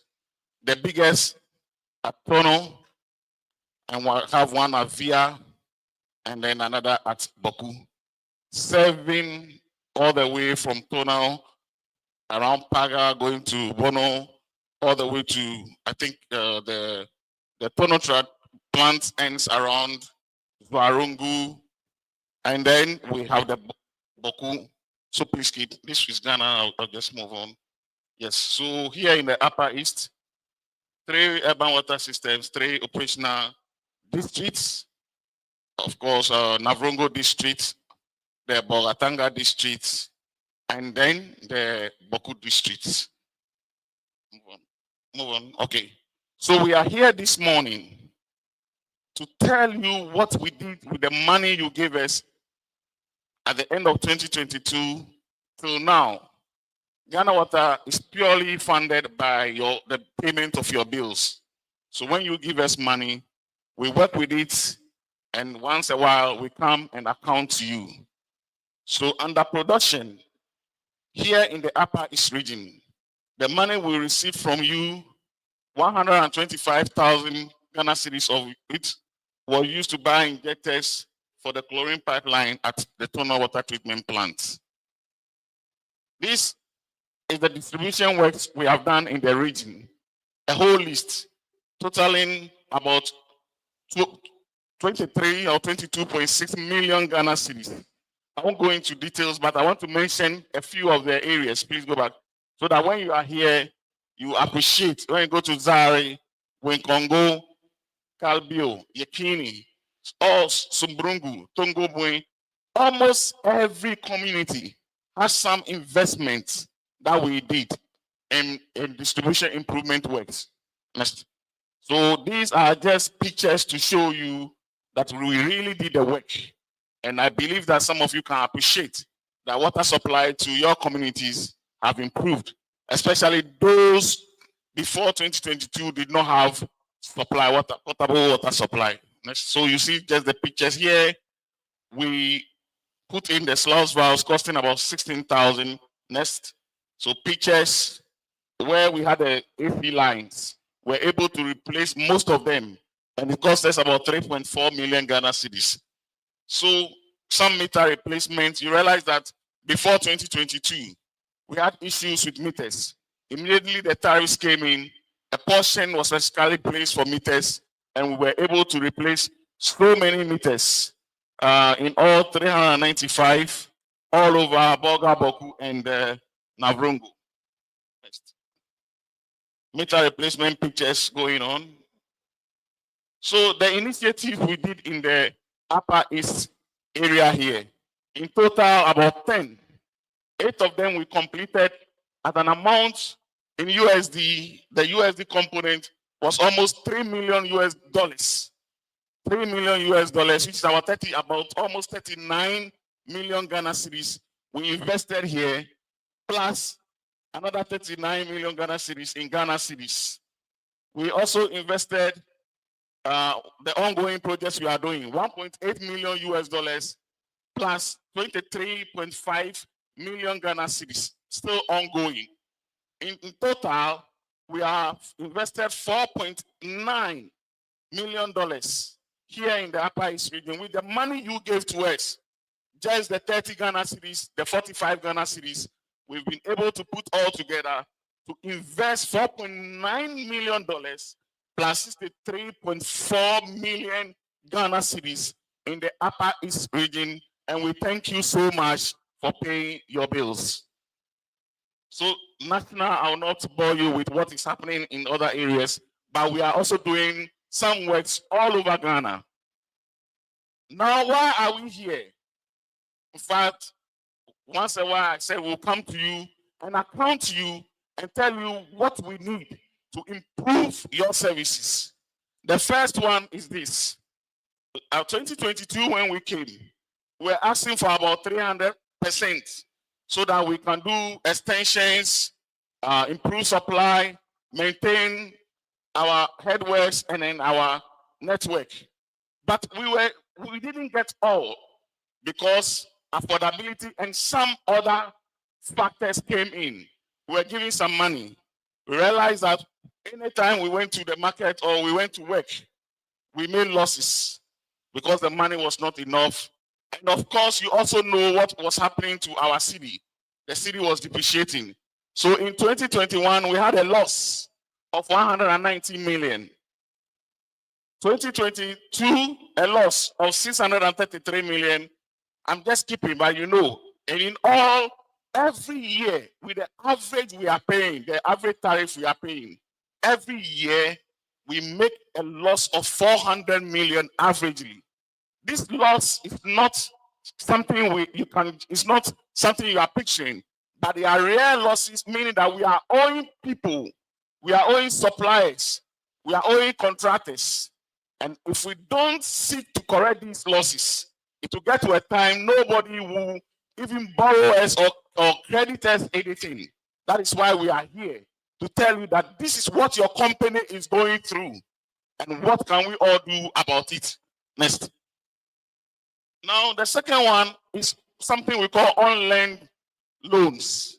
Now, when government is building big plants like the Tono treatment plant over there, government borrows money on our behalf. Many times, government tries to pay, but when government is overburdened and the company is also growing, there is this discussion going on that why don't we try to put small part of it in the tariff? So when anybody drinks more water, you pay a small portion of the loan. By doing this, we pay the loans and also give the opportunity for government to borrow some more money and then expand water treatment in this region and also other regions where there is no water. So this component of the on-land loans, we are trying to see if you permit us to add some portion of it to the tariff. The third reason is pollution. And this is really problematic for us. All water bodies in Ghana, Your Royal Majesty, let me say, I thank you so much. In the Upper East region, we are not suffering so much from pollution. So please clap for yourselves. And I will also admonish that we keep on doing the good work we are doing in keeping our water bodies. But in major areas, we are having serious water pollution. And I am using this picture to explain it. When you fetch a basin of water, you buy from the Resources Commission and you want to treat, you end up losing about 30% of it. It becomes silt at the basin, at the bottom of the basin. You have to throw it away and get just 30%. When you get 30%, you have lost some money. But the most important thing is that we don't get enough water to supply you, because you use so many hours, only 30%. It will not reach all our coverage. So this is a big problem for us. Next. So you can see in some other areas, some more pollution, sun winning. Some parts over here may be having sun winning, although not extensive. So sun winning is part of the water pollution. Aquaculture, we have seen signs of it. At Tono, some fish farming, we have seen some in some of the water bodies around. They are all forms of what? Pollution. Please, next. We have something we use to check the quality of the water. We normally call it turbidity. Stability is normally around 100% or sometimes even 50 NTU. But we get to certain levels where stability goes as high as here 2,426, and sometimes in the south 20,000, making the water untreatable. Next, please. This is what happens when we have sun winning. It destroys the internal parts of our pumps. So all those things frequently you change. And pumps sometimes cost as much as $1 million. So when you buy a pump and they go through this, you see that we never move forward. Always we have to come back and repair. So this is, or that's all, as I said, NTU.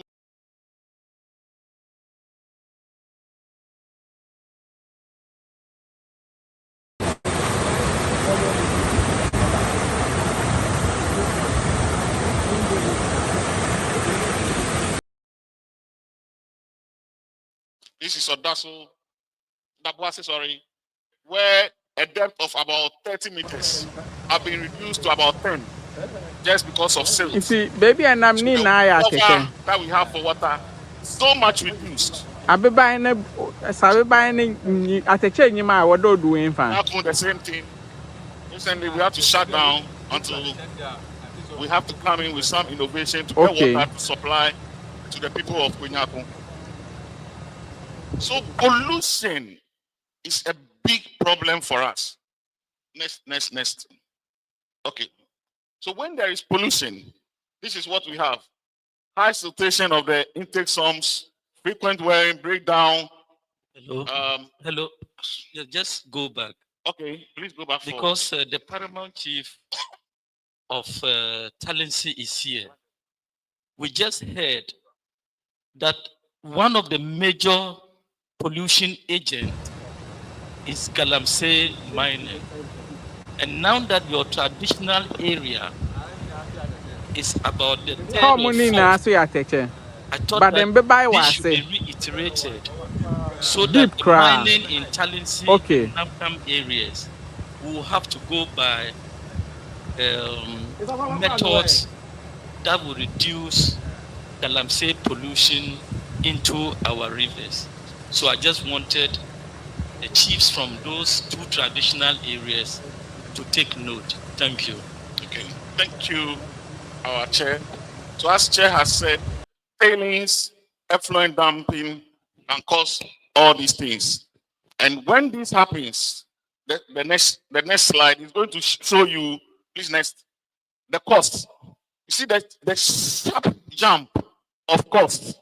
This is how much we treat water. So before pollution, down, and of course, immediately pollution started from 38.95 Ghana cedis, let's say per cubic meter or per unit, we are having 281. This is almost times 8, just because of pollution. Just because of pollution. And like Chairman has said, it's not yet here, but because the activities that lead to pollution are coming here, let us be watchful so that we don't get to these levels. Next. Apart from all the challenges we have not left you out. We still think of how to expand our coverage and improve the services we give you over here. Because of pollution, 24 normal plant water quality laboratories are going to be built all over Ghana. One of such big plant or laboratory, it will be built at Tono, Upper East, at a cost of 4.5 million Ghana cedis, just to make sure that the water we push into the system here are of very, very high quality. The second thing is we are going to add 78 kilometers of mains to stretch to other parts where there is no water. And this will cost us another 24.5 million Ghana cedis. And of course, we'll continue with giving you smart meters, which will be a good referee for Ghana Water and for you.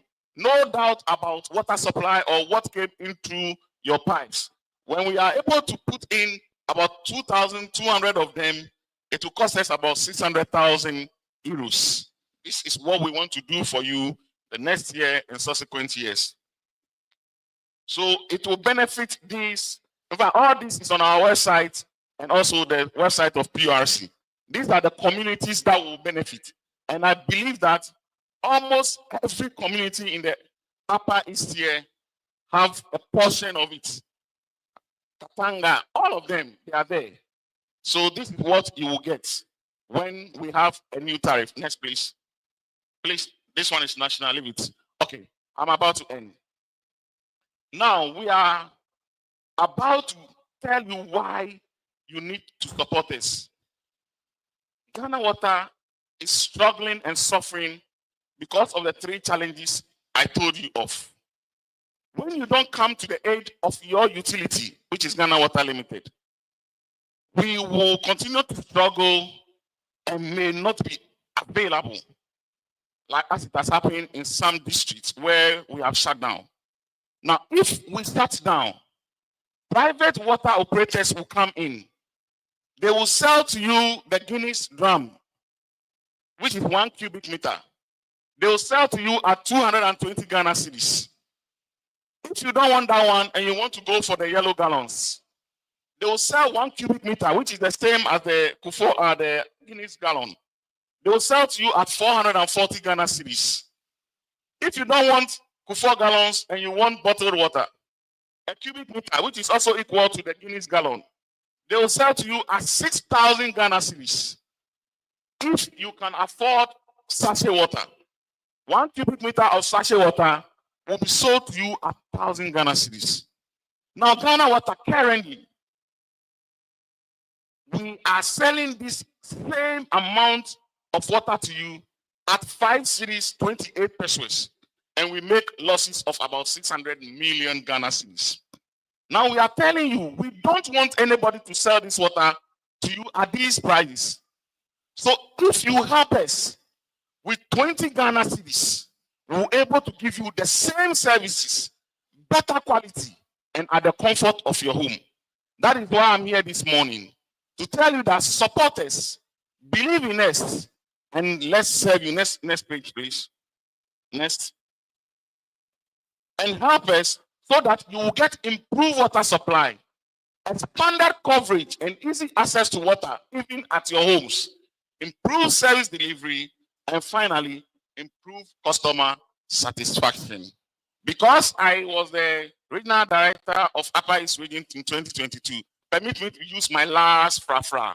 Nah.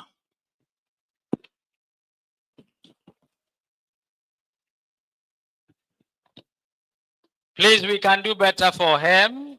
Thank you very much. I think he's actually exhausted his very last fracture.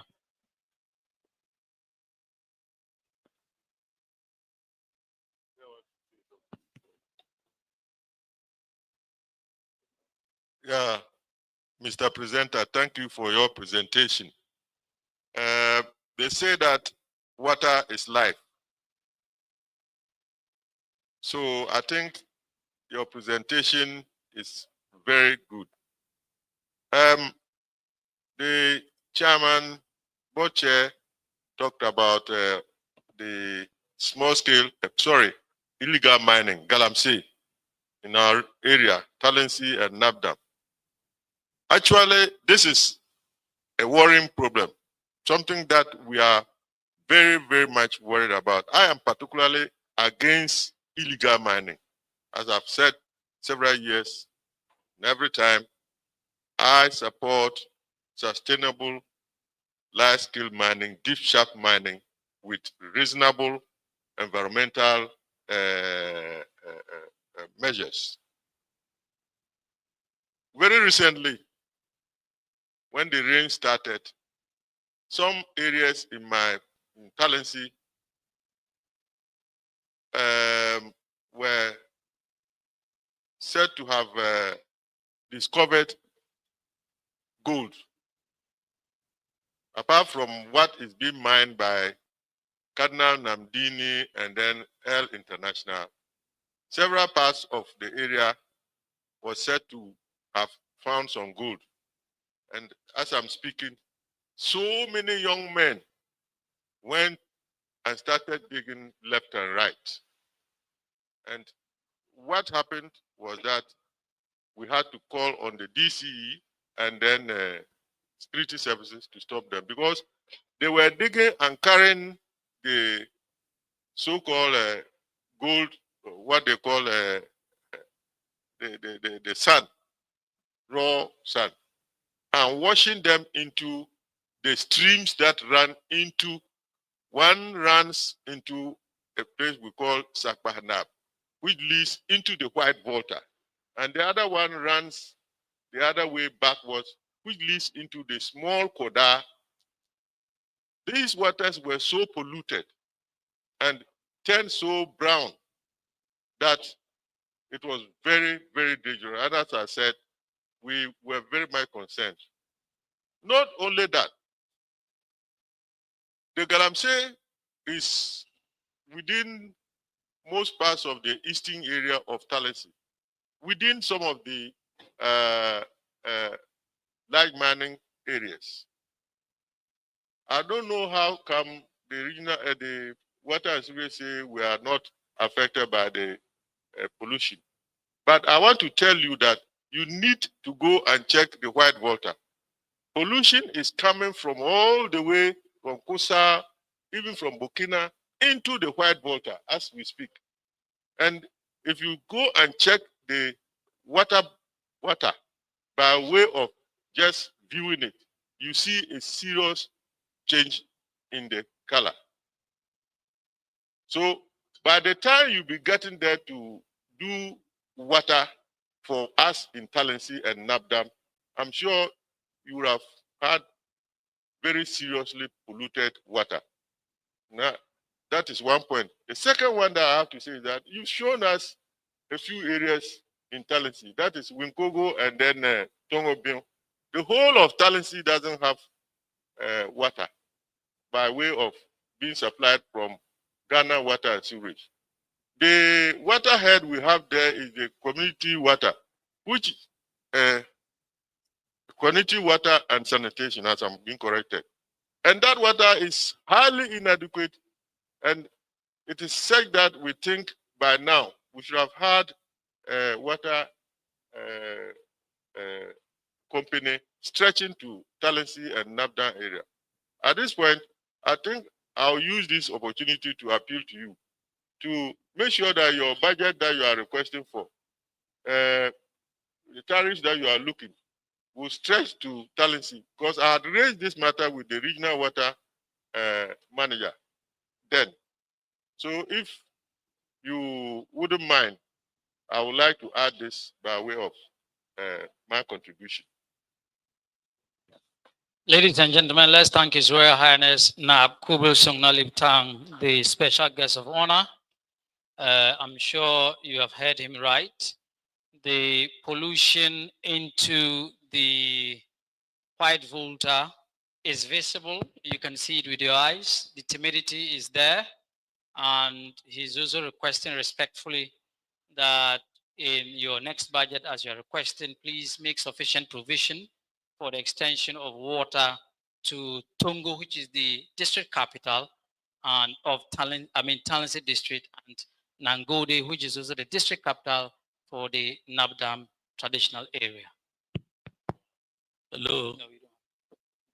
Yes, just following up on what the Paramount Chief just mentioned, and I'm happy Bongo Naba is here.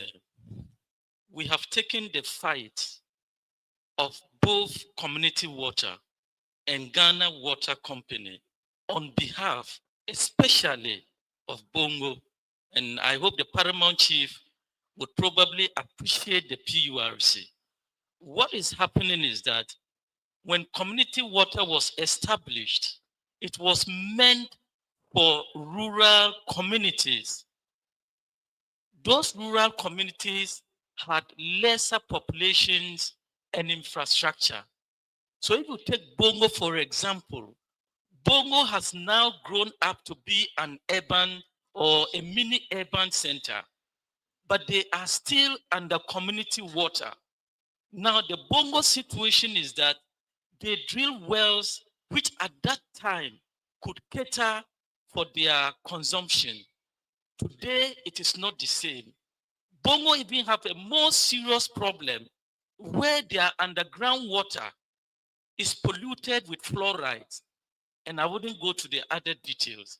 We met the Minister for Works and Housing, that's the commission, and we told the minister that he must invite community water and must invite Ghana water so that they'll come to a solution for urban areas like Bongo. We have met the Bongo MP severally. He was even in our hotel yesterday for a similar issue. So I want Bonaba and his counterpart Tongrana to make sure this issue is addressed by the regional minister and then the Minister for Works and Housing so that we'll solve this problem, because the Upper East have overgrown itself into almost a metropolitan region. So this is where we have the problem of you still using community water. Now that I have the mic, the other issue, and this one I'm going to be very personal, we know very well that if we look into Upper East region, starting from Tamale, we have this problem of low voltage sometimes, but it is more in the eastern corridor. But I'll just talk for northern region and Upper East. And I want Gritco to listen to me very, very well. From Adubeyile to Nayagnia, you are supposed to construct a 330 kV line to improve stability. We as the PURC and the Ministry of Energy see this project to be very, very, very important. In addition, for your own revenue, you export from Nayagnia through Paga to Burkina Faso. So we want this project to be taken serious because it will solve two problems: stability for power and additional revenue to Gridco. So this is what I want to express to Gridco. And that challenge, especially Nayagnia and Navropio is here. You have to follow up on it. You just would not say, Navropio and sit down. Nayagnia is in your traditional area. So we need these two projects to be executed on a fast track basis. I was just in Benin for the ECOWAS Regional Electricity Regulatory Authority meeting, and it was represented also by the NETCO rep from Sunyani and the Gridco rep.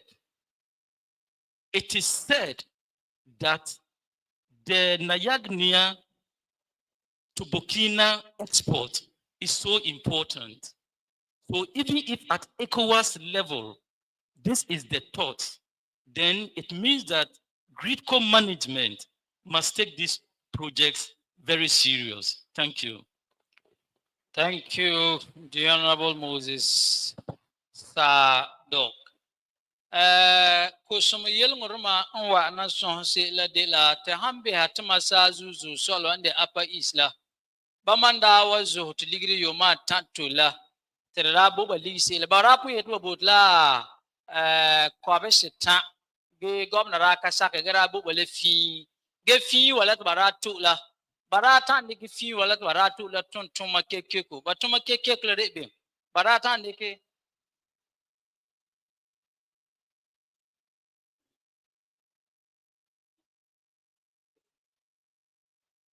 baratu ofifi la barade kingla yala kekeko yala kekeko la barade kingla de ube barade he inge ko napala dare he inge mitarma dare he me yala zozo lawa insentu ko somla tampara to amala bala zala banda en anga wola bala yoma tantole yonen kar wo bani to want to le luma benzo bani en sansere joko somla botla liset no yala la ne ponka pas en te bala la de la sela ya kunko ba wona baba tuma la po beti yala tambo bini ko ba dana ba yela de la ti coat le ke ko te shono po la kora na la ko diagro be yide so min ponti pollution la ko lo wo ko diagama la min de sele la ko la han diaga ti sebo to banida tambi ke du ko la to le ko shomla ti ingla set ba dati ingla ni zo ba set ba dati bumle ke ko limiseme banende ke dara ti le ke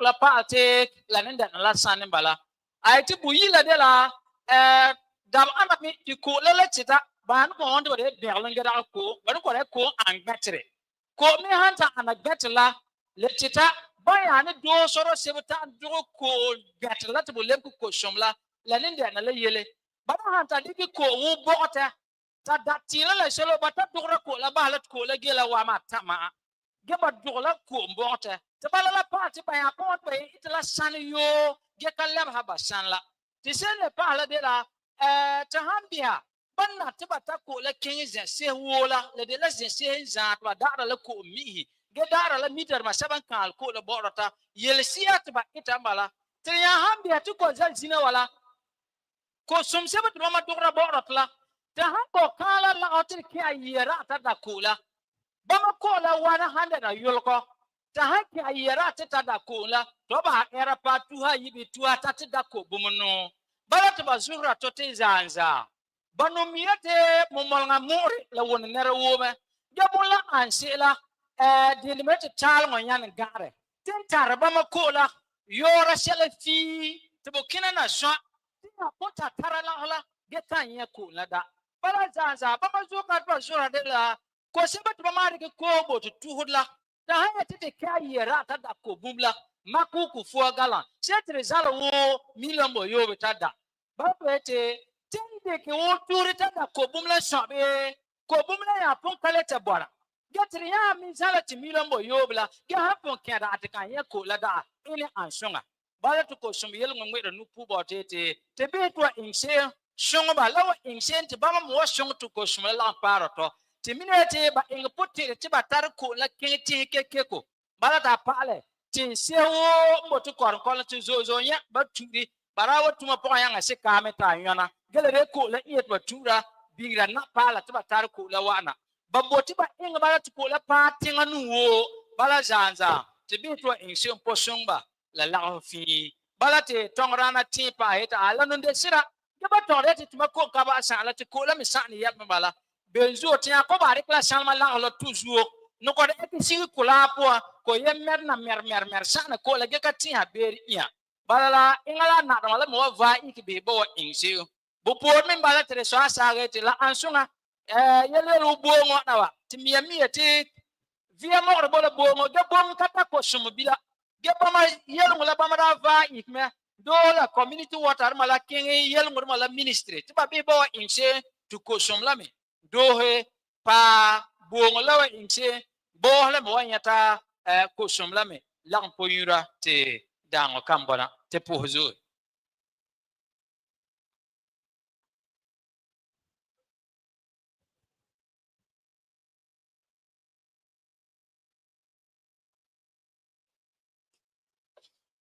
Ladies and gentlemen, now we want to give the opportunity to those of us who gathered here to ask questions. Like I rightly mentioned, this is not a complaint session.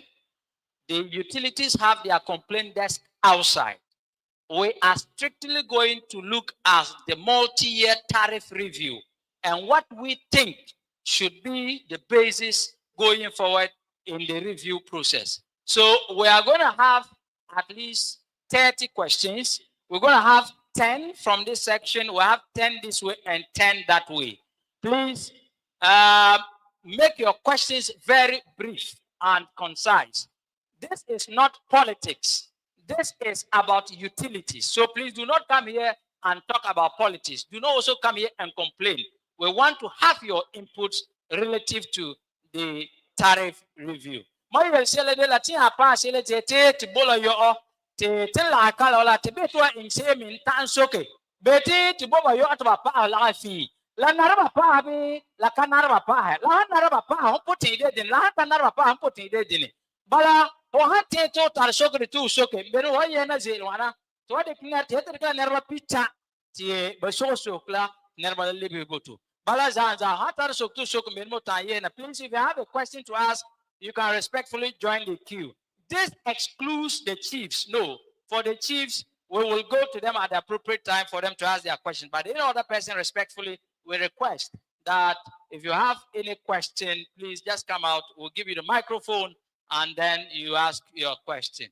And so I see the Honorable Elias Apasia making his way up. Ladies and gentlemen, please, you can form the queue here. We have 10 here. We have 10 there. We have 10 there. We can have 10. Please come forward a little. Please, can I have another microphone, ladies and gentlemen? Please, can I have another microphone?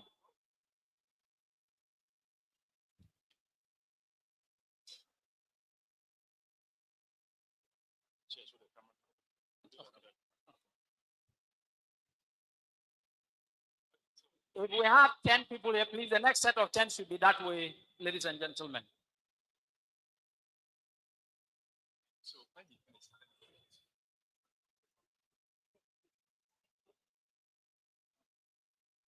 So respectfully, please, let's have the Honorable Elias. Can we have your question? Very brief, straight to the point. Thank you very much. I just want to ask a simple question as to how do they normally arrive by the percentage that they give out to customers. And then this has to do with corruption is one of the major issues that is causing high cost of tariffs and what have you.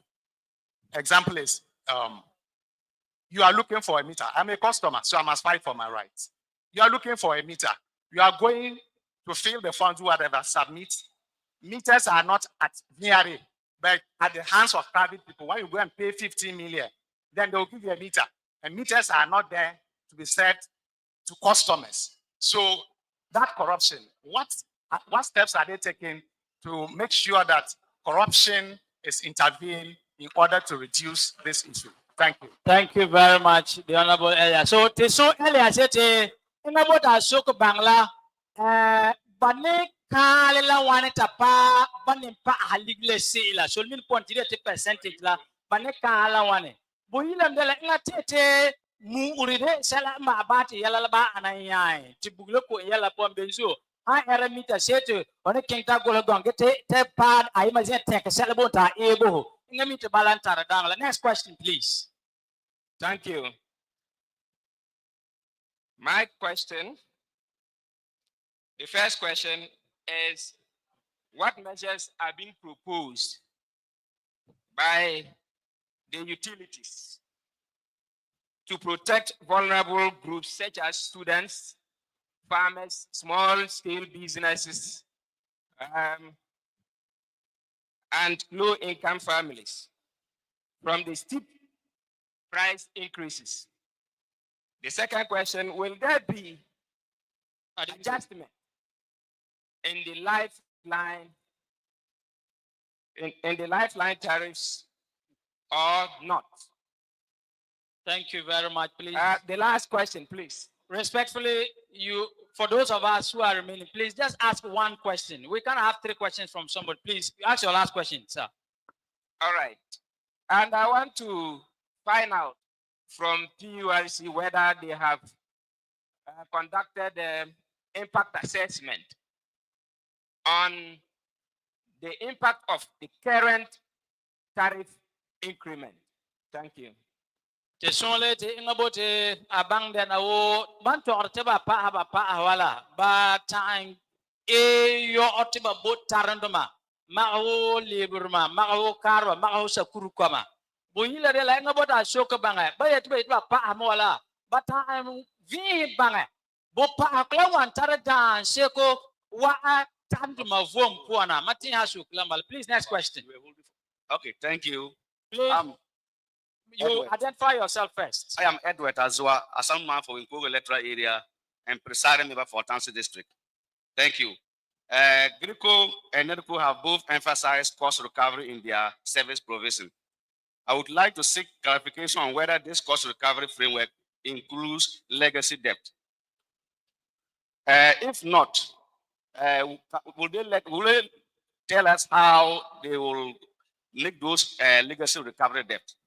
And I want to also suggest that not necessarily increasing tariffs, but if tariffs is 2 cities now, and it is increased to 2 cities 50 pesos, if people were not able to pay the 2 cities, how would they be able to pay the 2 cities 50 pesos? That may even increase theft and other things in the area. But I will suggest they rather look at improvement in the way they will collect their taxes, and Honorable, improvement in other thank ways you that very will get them much. doing it. That is what I have. Thank you. Honorable, I'm most grateful. Honorable Shukla de la Beni Buguyel Moloko Songoyel Normal Basan Court Basan la de la Bame Papi Boy Iseo te Baneta Buglo About la Bataan Ye Basana. But I so get it by Ye Basan Some can say what happened dipping la pa arebe Bare Sampala Lama. Ina put it la Molahanda Yulkusina Trekatana Yorga want to resume. By a hapa Ayulukle Pinu. Thank you so much. Next question, please. Thank you for the opportunity. My name is Sina Jeremiah. I'm from Bahre in the Talisi district. Mine has to do with the percentages they are mentioning. This year, workers' salaries were increased by 10%. We just heard from news that the tripartite committee has begun negotiating the minimum wage. And look at the taking a cue from the 10% increment, which the president even had to step in to plead with workers to accept that 10%. Taking a cue from that, one can deduce that this year or negotiation towards next year increment might not be up to the percentages they are mentioning. They might not be able to increase up to 30%, and some are mentioning averagely 30%. And they are mentioning over 100%. Yes. So if that is approved, won't that increase the burden on the Ghanaian worker? Honorable, thank you. Honorable Shok, let us talk de la Bokotona to a pala Bokotona boom boom boom boom ma. Go Tuntun Mayor Barapa ala Pia Kapua. Bome Rotora say Yamala Bahapule to a part Tuntun Mayor Bakapa Gang Pia Kapua. Get Romaya Tora now Labu Bila to buy a part in one to your like Shok Labala. Thank you. Next question, please. Okay. I am Amaltenga Daniel from Bongo Youth.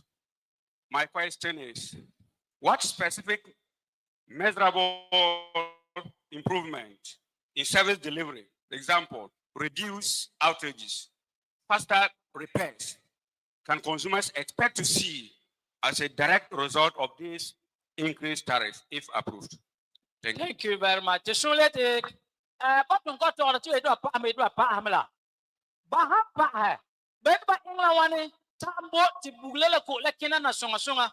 Yellow Bugu Falim, Corn, Fat, Gabo, Hapota, Yorabanisilla, Benico Diara.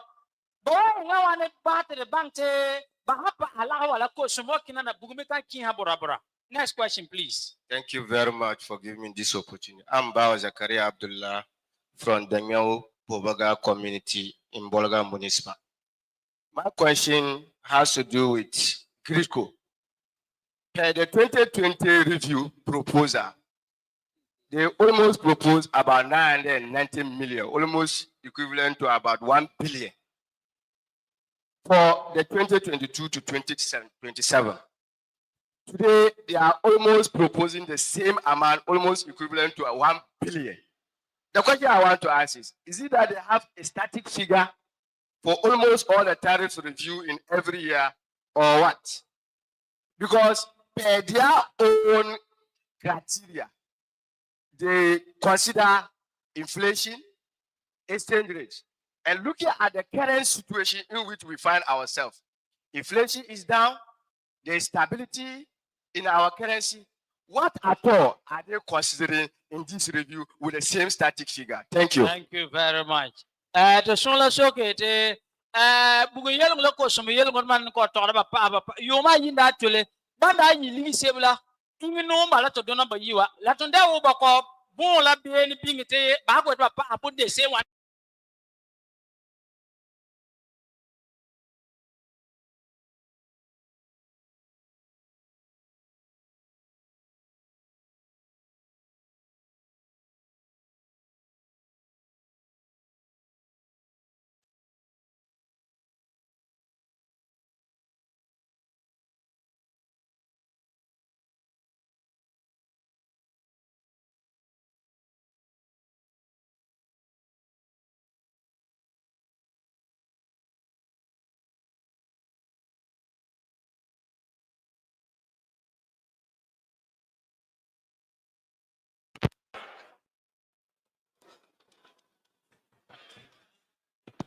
Thank you very much. Thank you.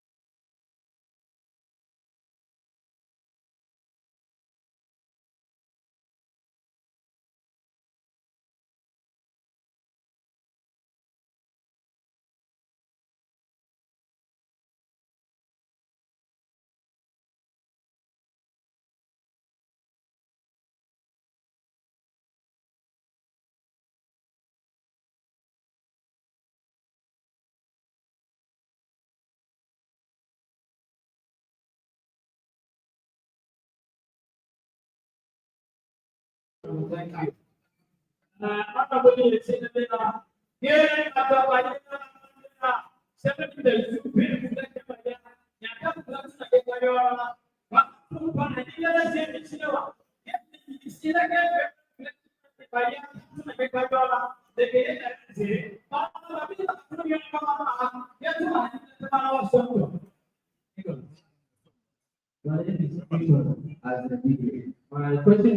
Go make a right for you.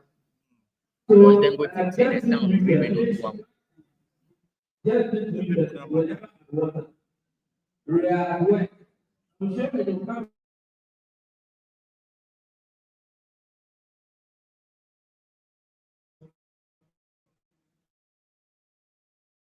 And they can't go back to the here. So we have to come to the for what? And just to ask.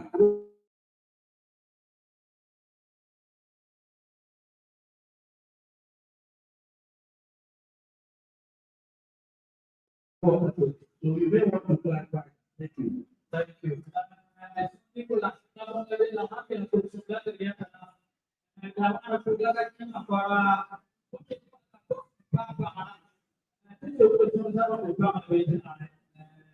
But to be nowadays, to apply. It's really for the extra.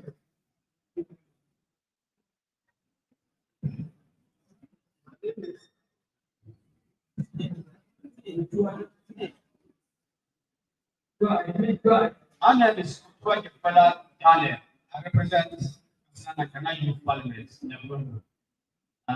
I think Navrongo Paga, in terms of utilities, we are actually facing a lot, as my friend or my brother mentioned it. So you have to check on that. Looking at some of the African countries which are doing very well because of certain resources and that of good leadership, I ask myself and all of you, the kind of resources that we have, is it that because we don't have good leadership, that is why all this are happening? And I believe if we don't set or reset the country very well, next time we can be here and with this kind of challenges. So I believe we have to look at some of the factors. Sometimes we realize that maybe because of inflationary situations, that might have caused maybe this tariff adjustment. But I believe if the city is strong, if I believe the economy is strong, at least we'll be able to at least address all this. So we don't want to come back here and then my brother from Navrongo Youth Parliament. Please, we will pause the questions here. Let's have the utility providers give us some answers. So far, we are done with about 11 questions. Do I have the representative of Netco and Ghana Water who are going to take the questions, please? Representative of Netco and Ghana Water. Please, who are going to answer the questions? Yes, sir. I am sure the utilities, you are taking down the questions that concern you so that you can respond appropriately.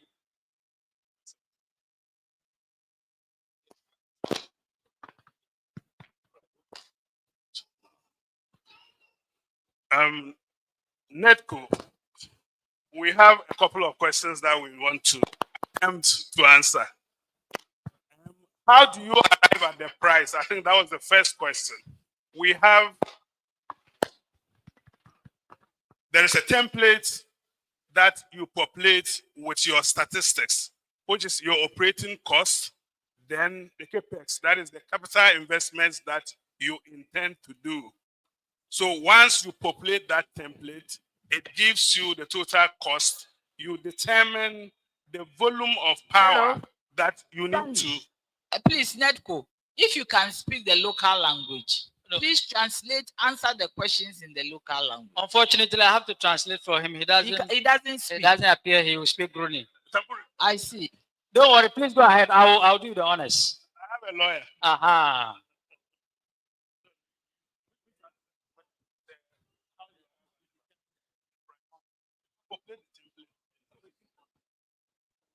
Okay. So, yes.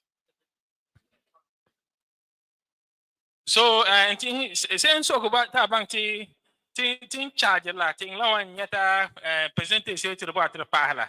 So, tin say la ti behla timbo titi ton saba la lisere ti wada ke ton. Ti me behla ti sidi la solmi dollars la pangala enkinise. Aha, because lola zo ti darla so mi tinga takinana eta. De titarla template kama ba so mi excel sheet te man la PRC dema so te hand ke do ba ma sa wa ingbi la ipa te kama te hambota te bugula anawana se ti diligiri wana ti diligiri wana de da loro ti bugula ta anawana so ti nyaade ki ma he ara previous years la tinda nya se la nya striking wala percentage la so la tar formula selo me la bona. I mean, number two, I think I'll take that one. Maybe he will interpret. What steps are we taking to address corruption in meter sourcing? This is something that we are all aware of, not the corruption, but the fact that there are frequent and regular meter shortages in the system. This is what induces some of these unethical practices in the system.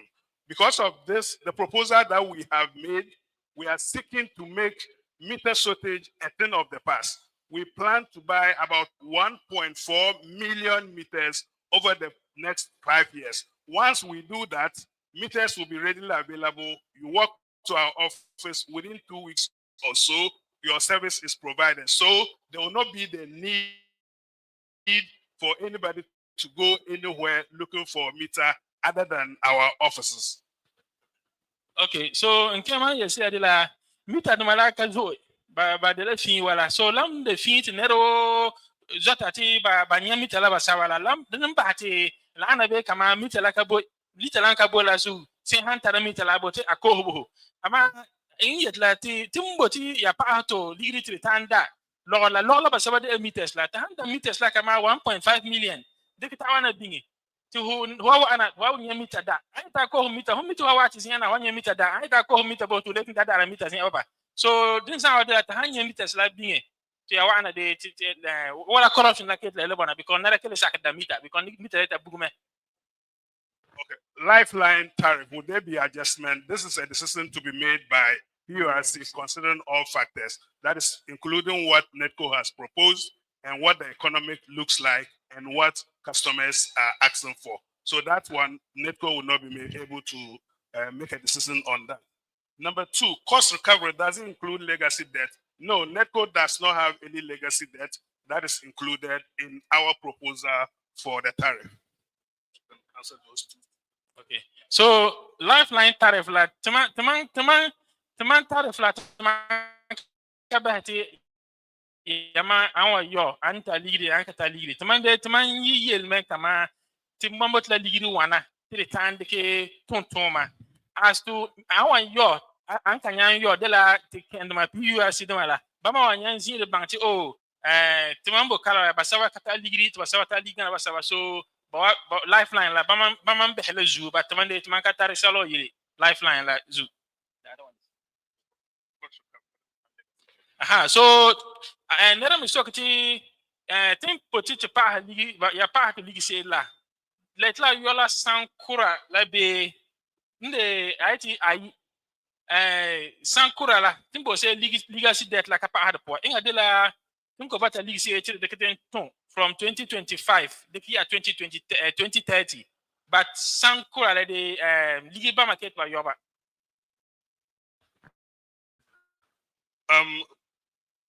what is required is improvement in efficiency, not tariff increase. It is true that we have a lot that we need to improve in terms of our efficiency and performance levels.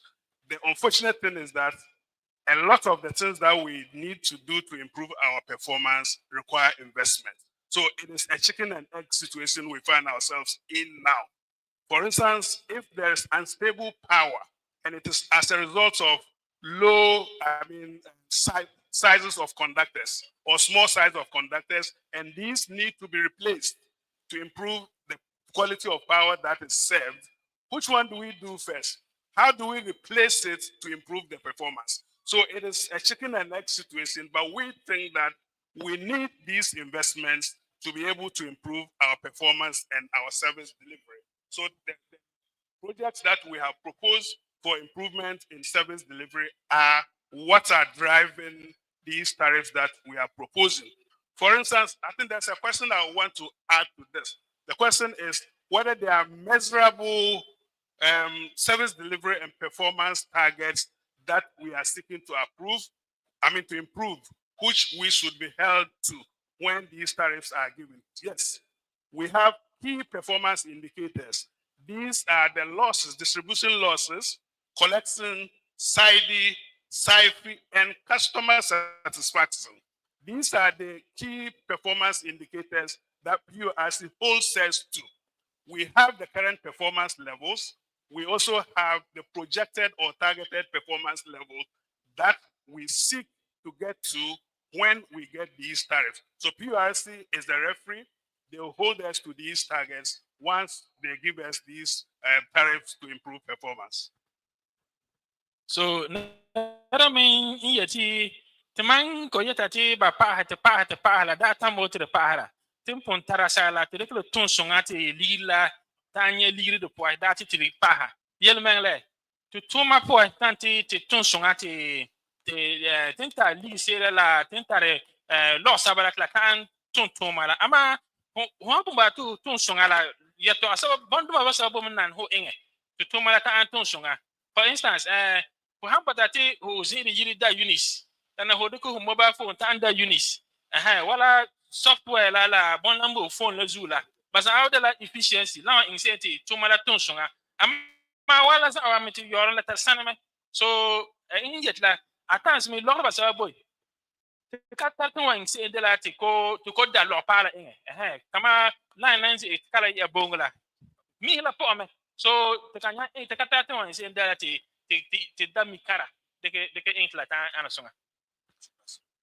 Thank you very much, Netco. Now we go to Ghana Water. Boring.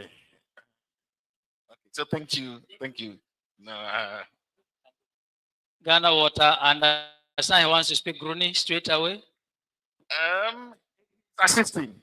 He's assisting. So I want to speak English so that I can flow properly. Please allow me. Okay, so someone asked of pricing and then cost recovery. Please, the utilities. We are one, I'll say, sector that cannot determine the prices of what we are producing. That power is not given to us. So the power is given to PRC. I believe everybody, when you are doing any business, you know the costs. Then you add a small margin, your profit, your return, something on it. But utilities is not like that. So whatever we sell to you, it's more like the recovery of the prudent costs. A lot of factors go into it. For example, Ghana Water, our cost of energy or electricity, it's not something you can conjecture.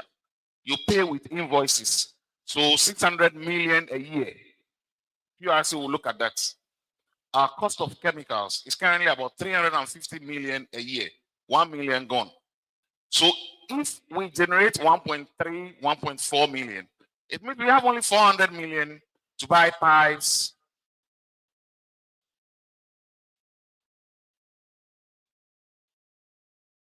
to 7 years, we'll have a loss 450 million.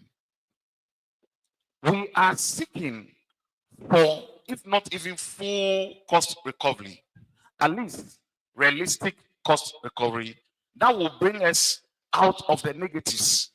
We are getting to portion or part of our operations where no service provider, I'm talking of the pipe manufacturers, fittings, nobody wants to do business with us because we cannot pay them. Whatever we get has no profit. And I think PRC looks at the economic situation, the affordability factor, everything, and they give us what we can survive with. Over the years, we proved to them that we can survive. So when we come here, it is just to tell you and not to exact some money from you. We believe that Ghana Water is there for you. We don't want to collapse so that some people will take advantage of you. Therefore, we have to tell you the truth that we can't survive with what we have. We are only seeking for realistic cost recovery. Tisola yelisele de la ohambiha bamako some yelungule bugu yelungurmala. Baman de levre masaba in kata yata nera banko shalala honde seo benzo wara second na mbala bola PURC yo te batani pale banko shalala honde singeda bama mia bala latinze wala shalo te bama itala sanse yo te bama itala ko lat wani tawa bot mi bulat lan tawa bot la dela la yen sunga te batumale tankina gedate ba ko bi ba leber ba yela nyoro balal ingala to ko za la la de sala inde wongro wona ba benzo ba iti ko la la bugla bo ora to sila ba want ba lutme la la sana balal ju sot ba zoro te te be to en sen song ba pa afi ba tamal tan tol ninga. Okay. Do we factor the poor and vulnerable? Yes, we do. In two ways. We have a lifeline tariff. We assume that if you are poor and vulnerable, you will not consume more than 5 cubic meters a month. So 5 cubic meters is 5 of that Guinness gallon. 5. If you are poor, you are living alone, you will not consume more than 5. And there's a special tariff for you. The second way is we have a special department. We call it low income support department. They go outside to foreign donors, partners, and get money which is not from your tariff. And we use this money to support your extensions. So here we do a lot in the Upper East region. Normally, an average new service to your home could be about 5,000 Ghana cedis. But when we get these monies from maybe World Bank, maybe some other utilities in the Netherlands, then we come and say, if you want really to get pipe-borne water to your home, sometimes we come as low as 400 cedis. We just do everything for you. We want to ensure that you have potable water at your home. After that, all you do is just to pay us your 5 cubic meters.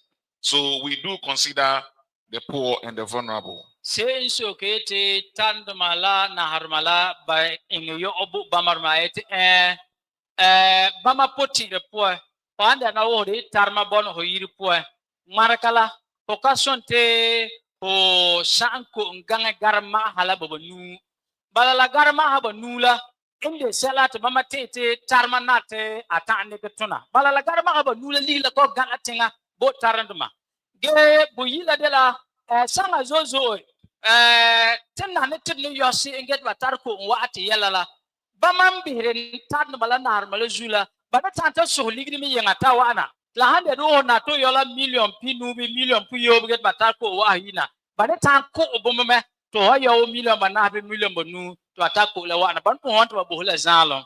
Please, next question. Service improvement. You can all bear with me that prior to 2022, yes, we were struggling. But by the end of 2021, 2022, when we commissioned the Tono water treatment plant, we have plenty water.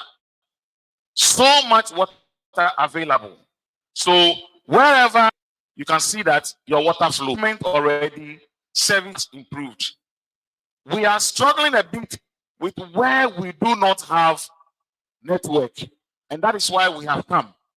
That we need some money to extend and expand the services for you. And I believe, as you have seen that this year, despite our struggles, we have done so many kilometers. When we get some more money, you can trust Ghana Water. Extending water is our lifeline. So we will bring water to you. The struggle, once again, within our catchment is the AC pipelines. They are as old as 100 years. So what are we doing? We are replacing them. Replacing them with HDP. We credit HDP. The manufacturers, Interplast,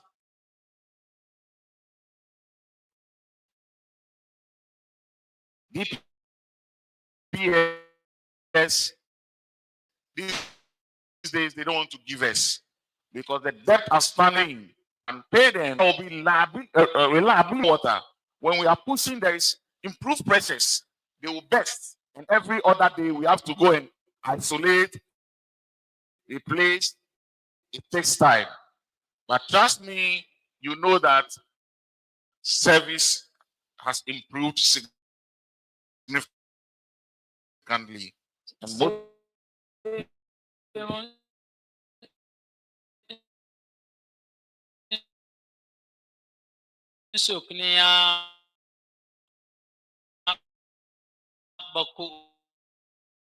wala kini wane baku la kini songa so lebra la te la rada zuwa ka ge yuma tai hana barawa in tonu ko bona sin ko nzut me amete salamba de na badango de la ba yo ingla ba marman go zuwa ka benzo sino ba hanko di ko kin ba po ba ne tahma ge balat ba wana to ba zoto ta ha yang song ba ye la fi rock bele rock kira pa barma de te bona. Thank you. Meters. Yes, meters are available. Although we struggle a bit. And let me tell you why we struggle. A meter 6,000 Ghana cedis. So the meter plus the pipes plus all the fittings to your home brings a new service to about 11,000 Ghana cedis. Now Ghana Water, we want to, or we are absorbing the cost of the meter. So you don't pay for it because it's our property. In absorbing the cost of the meters, it means that anybody who comes for a new service, Ghana Water must have some 6,000 reserved for you for free. So when our tariffs are not enough that we can reserve and save 6,000 for if maybe 15,000 people want meters in Upper East. And of course, the whole Ghana, we have more than 1 million. Hello, excuse me. We want further explanation from this table. Okay, That ma'am. you have 6,000 Ghana to the reserve for the consumer. Now I'm saying if we should, or let me say that every new service, we should get some 6,000 sitting down for meter. The tariff. Why? Because the tariff includes cost of meters, smart meters. Yes. So it means that money must be there for them. No, but I'm saying that we all know that meters are free. Yes. Please. And especially the issue of new service connection when there any 7,000 all new service should come with a then we need to look at and it includes the cost of the fittings and the pipe we are to their talking homes. about meters. Yes. So And why the 6,000? so the 6,000 is how much we are going to buy the meter. So you don't tell them meters are free. Yes, that's what I'm saying, man. So don't That 6,000. meters must be free to you, but it's a cost to us. That's what I'm saying. So anybody who is coming for a new service, the total cost of the new service is from 8,000 to about 11,000. You will pay only about 2,000 or 2,500. The rest is for Ghana Water to absorb it, and we buy the meters. So you see that we have to buy so many, and once a while, if we are struggling because of the tariffs or the revenue is not enough. Excuse me, please, time. So if you can just summarize. So that is about meters. But now they are there. When you are coming for new service, you will get your new smart meter. Meter tor malata tor ate meter malabo gaba ingla ligri laba me ingla za awabla ho ha ya na to ve ko ki ho yire ba kana ta ba ke ho to ho yo meter la ke meter le me de 50 pa ma ho million pob ge wara le te bare ke meter la boho yo ba ni son to bare ke meter la boho yo la ba la tala da ngwa fi benzo ta ha ka yang shong ba teb ko la hala to bo no ke fi ba le te bakanya la hotan da meter mala law in say to hamburger ko to v or ki meter ki boho. So please kindly take care of the smart meters for us. They are very expensive. The last one is illegal connection. Ghana Water is a company that doesn't play with illegal connection at all. In fact, when we get you, if you are not a staff, we are handing you over to the police. If we get you and you are a staff, you are going home. Just 3 years ago, a whole district manager was sacked just for illegal connection. And those of you who know me, it's my time. And if a district manager can go home, then if you are just maybe a pipe fitter or a customer care assistant, you're going home is easy. When you see any illegal activity, please tell us. Illegal activity includes meter bypassing. Illegal activity includes reversing of the meter. Illegal activity includes when you are not our customer and you are fetching our water. Any form of illegal activity, let us know. You know, the nature of our services, we can't be everywhere at the same time, but our phones are everywhere. Just call us and we will attend to you. Thank you so much. Atoyarala illegal connection be 70 Zoom king baku la taide yel mengre bama kade la bar hoko zuba ma ko ko tonke bama yoka han na ba tontona ba ko tate bole pole gia han ya ba tontona ba ko to kula to hozu seke benzuo bama kabo zinya wo gemala hombo ze o te ma haete azu tokla ba 74 meter la ma tulukin ko la han zo atakina na mi do ton kala lebra burpore ba sababu ne ta ko la me zo mi tala ba ga ta kin ba ya pon ko la kina ba sababu ne ko da be pipe la digi kugrin men kin ta bullet ba makina ara ana wore la ne yi ko zo bala bala hombo se o hata yet ngara en bala o yiba te ta ha en bala la wasonga te ba ligla me kan yirkra. Thank you. Net Greco. Okay, so I'm here to answer the question on why we have almost 1 billion as critical investment again. So for Gridco, as I said, these are capital investments and they are short term. And it's just a coincidence that they have almost the same 1 billion. But when monies are given to us, we know that PRC has a monitoring section that comes around to see what we are doing with the money given. So these 15 projects are critical to us for the next 5 years. And that is what we have earmarked to do. And it has already been submitted to PRC to do that. Also, Honorable, your information is well received, and we promise we will send it to Gridco management. So the construction of the line from the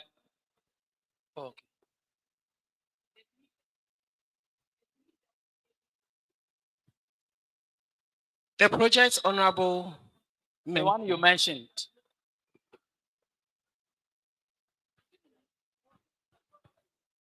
Honor, please, is the 330 kV line that you told us to inform management to make it a critical project when the tariffs are approved.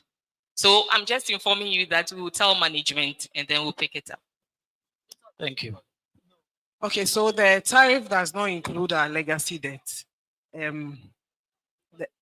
Yes, so this current tariff is what we need to deliver transmission capacity for the next 5 years.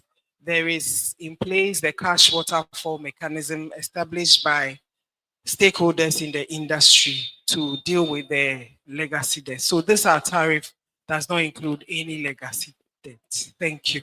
Great Koduma Yelsi de la Bono Tenso Gate of La Ko and Lawan Ko Zono debt by you one at La Zona Sila. Bete to le yakala gerate Bamako giving Bam Vihiba Lola Da Bang te Banar to Batara La Sibu Umbalate Bayila. Ge Azawable La Dana La Loset Bawada Tandikete Batumalawana. Apotara na lete Tenso Knitia Sankara La Popa Anna Paul Meata I Sankara Kapa Habi Ge Bayaton Tin letter so honorable Mugasa Sagate Iete by Ing Not City Paha Tetmasol no Bugla Tanzabo Navazula. Ladies and gentlemen, the weather is becoming very, very unforgiving. It appears I have about 10 people on the line now. Once I'm done with that, I'm not going to take any more questions. We'll take a few questions from the chiefs, and then we are good to please join that queue for me, my brother. Thank you very much. Just please join that queue for me. We'll take everyone on that line. Please join it, please. I beg you. Just join that one for me because of the cameras. Hello. Please, because of the camera, they cannot move the camera because of you. So please join that one for me. Thank you for your understanding. Please, your name and your question. Yeah. Hello, my name is Bright Agbesi Ahiamajo. the Upper East Regional Manager and National Petroleum Authority. I am actually very happy seeing the caliber of people here today, and then also seeing my own former boss in the, on the panel there. I know that there's a hope for this country as well. Ghana is actually a treaty to a lot of, most of the Millennium Development Goals. And we know very well that when it comes to green energy, electricity is also one of such energies. And the challenge we have is all about affordability. Because yes, we have done a lot of inroads in actually rolling out a lot of programs, making sure that yes, people will not even use firewood. If I can just heat my water, I know in the Upper East, there's a lot of tea that we do a lot here. So electricity is also part of those things that we use a lot. So if affordability is actually an issue, and we find a way to now come and say we want to increase, it will actually create the room for people to now involve in the illegality the more. Because they couldn't afford, and that is why the illegality is actually increasing. And moreover, so, respectfully, your position is that we shouldn't increase? No, I said it's because when you increase, there's affordability issue actually increasing the illegality, So illegal I want connection. to get the question. What's the question so that they can write an answer? Yeah, so the question is, for us to actually continue with the game that we have actually chopped so far in relation to clean energy, we need to make sure, what are you doing to actually probably block the loopholes in the leakages that we have around? Thank you. Because for Greco, for instance, or ECG, for instance, or NETCO, point well made, sir, are actually issues that must be handled, because we can increase today, point well but made. Tomorrow we will come back come back here again on you. the same issue. Thank you. So thank you very much. Thank you. From here, we'll also ask you to reduce the petrol small for us. Thank you. The Honorable Clement.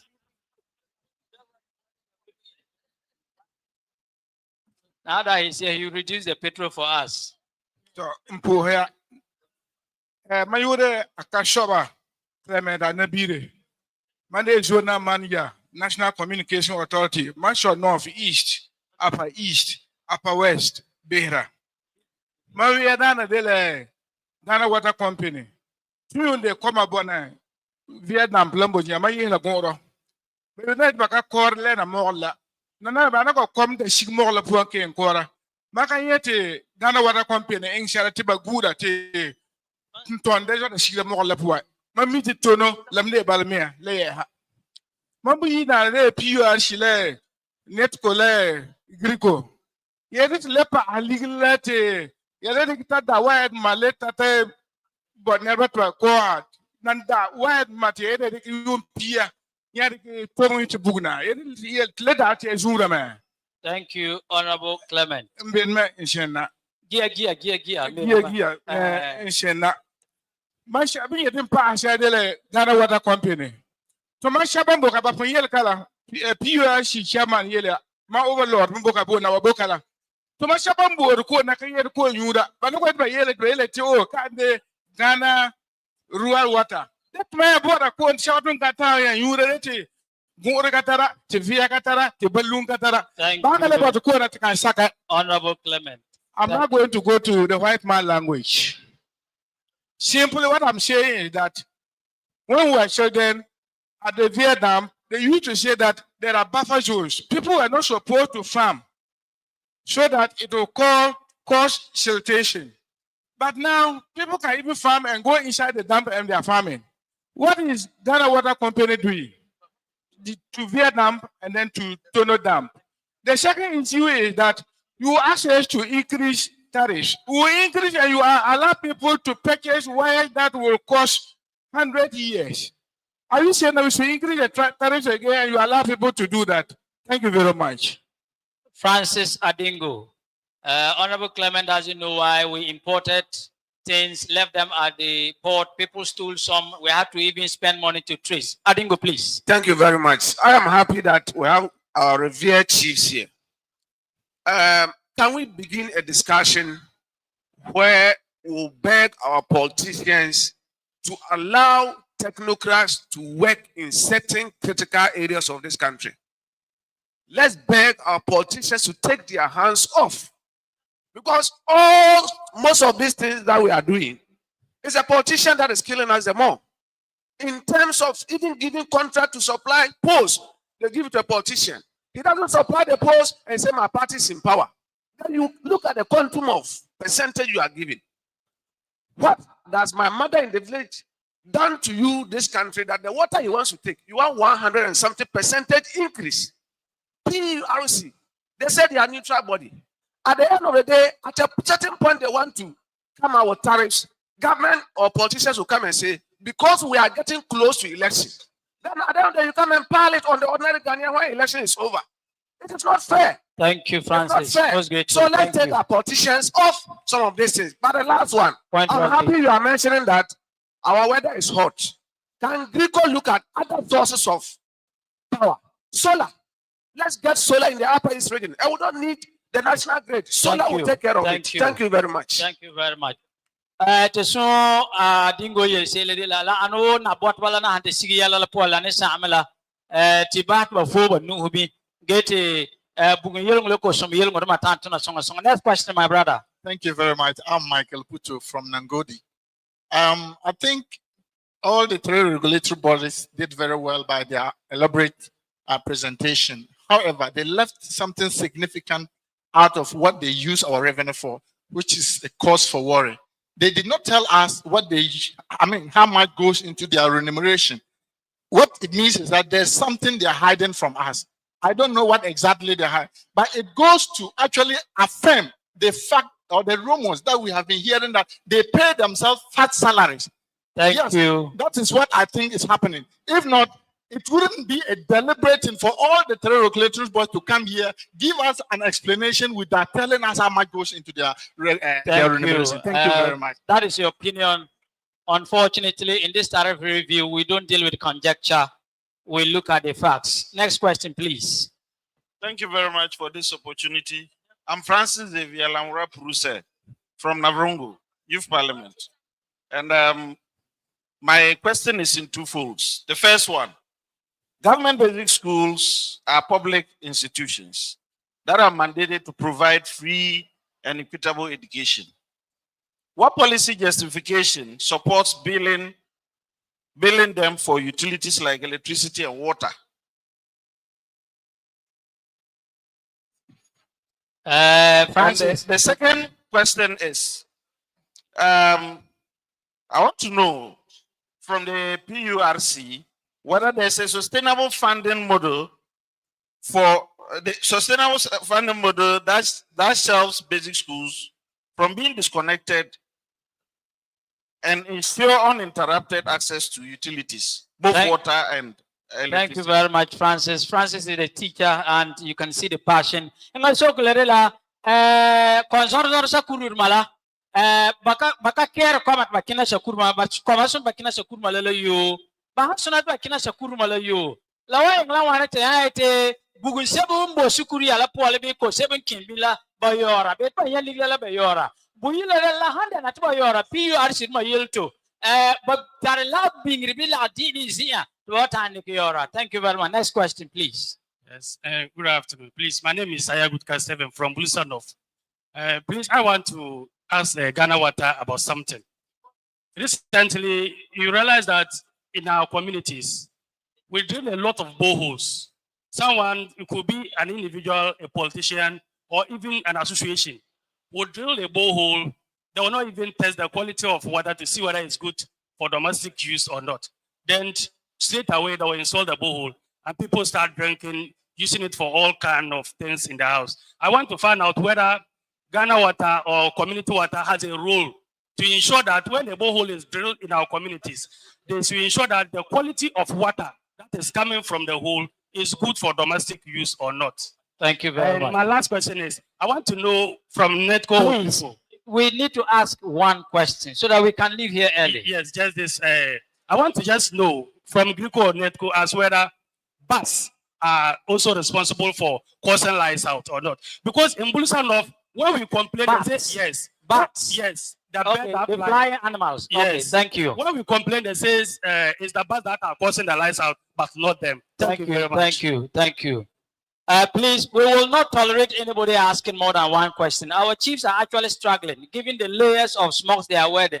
Please, we need to finish early. English so say la de la yela bote abang ko somo yel ngoroma nerba ni tu lo haba ya pola batar so ba tane bi ko la get the time you bo yile de la aita sok bang sun songwa ata eke yalo akuso mobugu mi ezu ata ki bugu yo. Thank you. Next question. Timothy Alasan from Brisbane North. I'm very happy of this occasion and in fact the chiefs being here. 3 years back, our paramount chief was forced to call the 3 union plus P in Sandema because there was no lights for almost a year. So and the 4 commissioners were all present in Sandema. And then they play with that they are sorry because we told them even one day light will go off 19 times. So they are prayers to win. And you can marry from here. And this year too, we started the same thing. After 3 years, it seemed that it was better. But this year, from March, it started the same thing. Thank you. This thing, Thank you. Yesterday, there were light up. But the point now is from Navrongo to Sanama and to Yaba. That's why the problem is. That a point well made. It's there. And we're suffering. That a point So well what's the way made. Thank forward? you very much. Next question. Please, let's be very quick. Next question, please. Engatola na vrungu sandmaya ayakba bulan ki hige langra si lambala dumso pirlim. Yeah, thank you for the opportunity given. My name is Thomas Akumbelim. I'm from Bulsa North. Yeah, my question is on Community Water and Sanitation Agency. In fact, some few months ago, they came to replace their pipes with the aim that they want to improve water supply and also to extend the water supply to other communities that didn't have. But what we are facing now is rather a canker. In fact, previously we were facing a big problem. There wasn't free flow of water. But when they came to change the pipes, some communities are now cut off. They don't have water again. So I want to know, what is the rationale behind that? What is the cause? They never told us anything. Thank and you. Second, Well, please, I'm taking one question, It's not a question. This Please. is an appeal. I'm appealing to the commission to ensure that Community Water and Sanitation Agency provides us with constant, sustainable, and reliable supply of water. Thank you in the very Bulsa much. North and the Bulsa South districts respectfully. Point Thank well you. made, my brother. Very grateful. Thank you, sir. Thank you, sir. Please don't mount it on him again. Just hold the two of them. He can speak in yes, that way. Please briefly. Thank you very much. The name is Shaib Islamwia Navrongo, Kasana Kana Youth Parliament. My issue has to do Please with, speak into the mic. My issue has to do with the leakages within the utility services. If you take both electricity and water, there are theft cases that is making the cost on the few people who are genuinely paying to keep on taking the burden on other people. And at the moment, you are now asking the loyal consumers who are ready to pay for those leakages to continue to pay more for the few people, the other people who are not actually connecting directly. And in this case, do we see it as an inefficiency from the service providers, or it should rather be borne by we, the consumers, who are actually paying? Should the compliant continue to be, thank you very much. Should the compliant continue to be burdened, or the utility providers should be efficient? Thank you very much. Point well made. That is just an addition. The other one is that, is it possible we can appeal to the commission to appeal to the fragmented units so that there will be an amalgam of those? Because if we have VRA, RIDCO, NETCO, and all the POCOs, they are all looking for money and looking for salary for their staff. certainly that burden will come to the consumer. Thank you If very it's much. possible, we can have a measure just like South Africa is doing. Thank you very much. So just like the South African style, we should merge all the Googles so that we can have one. Next question. Thank you so much. My name is Honorable Alhassan Mohammed, presiding member for West Mamprisi Municipal Assembly, Wale Wale. Please, we have a problem, and then the problem is about acquiring a meter. Anytime we apply, it will take time. Is it water or electricity? Electricity. Anytime we apply, it can take about 6 months without you getting the meter. So I would like to appeal to you to, talk to your people, especially those in the NEDCO office at Wale Wale. Then the other issue is anytime there's a problem, for example, if a pole is broken, you have to follow them several times, even though they are working. But sometimes they'll tell you that, oh, we have forwarded your issue to our head office at Bolga. They will work on it, but it will take time. So I want to appeal to you, if you can make the office, the NEDCO office in Wale Wale independent, so that they can help our problems for us. Thank you very much, Honorable Well noted. NEDCO, please take note. Next question, please. Thank you. My name is Wilbert Aponsom, Assembly member for Via Electoral Area, Bogo District. I want to know what actions will PURC take to ensure utility service providers comply with service standards and regulations. And the second fold is, what is Ghana Water Company doing as an immediate measure to address the water challenges of Bongo and its surrounding communities, considering the construction of the Via Dam, considering the construction of the dam in the Via in the Bongo district. Thank you. I think the Honorable Asaga mentioned that they'll be teaming up with His Royal Highness Bonaba for that. So thank you very much. Point well made. Very good. For next question, please. Thank you very much for this opportunity. My name is Namona Imori David, Assembly member for Argo Biscu in the West Mamprisi municipality.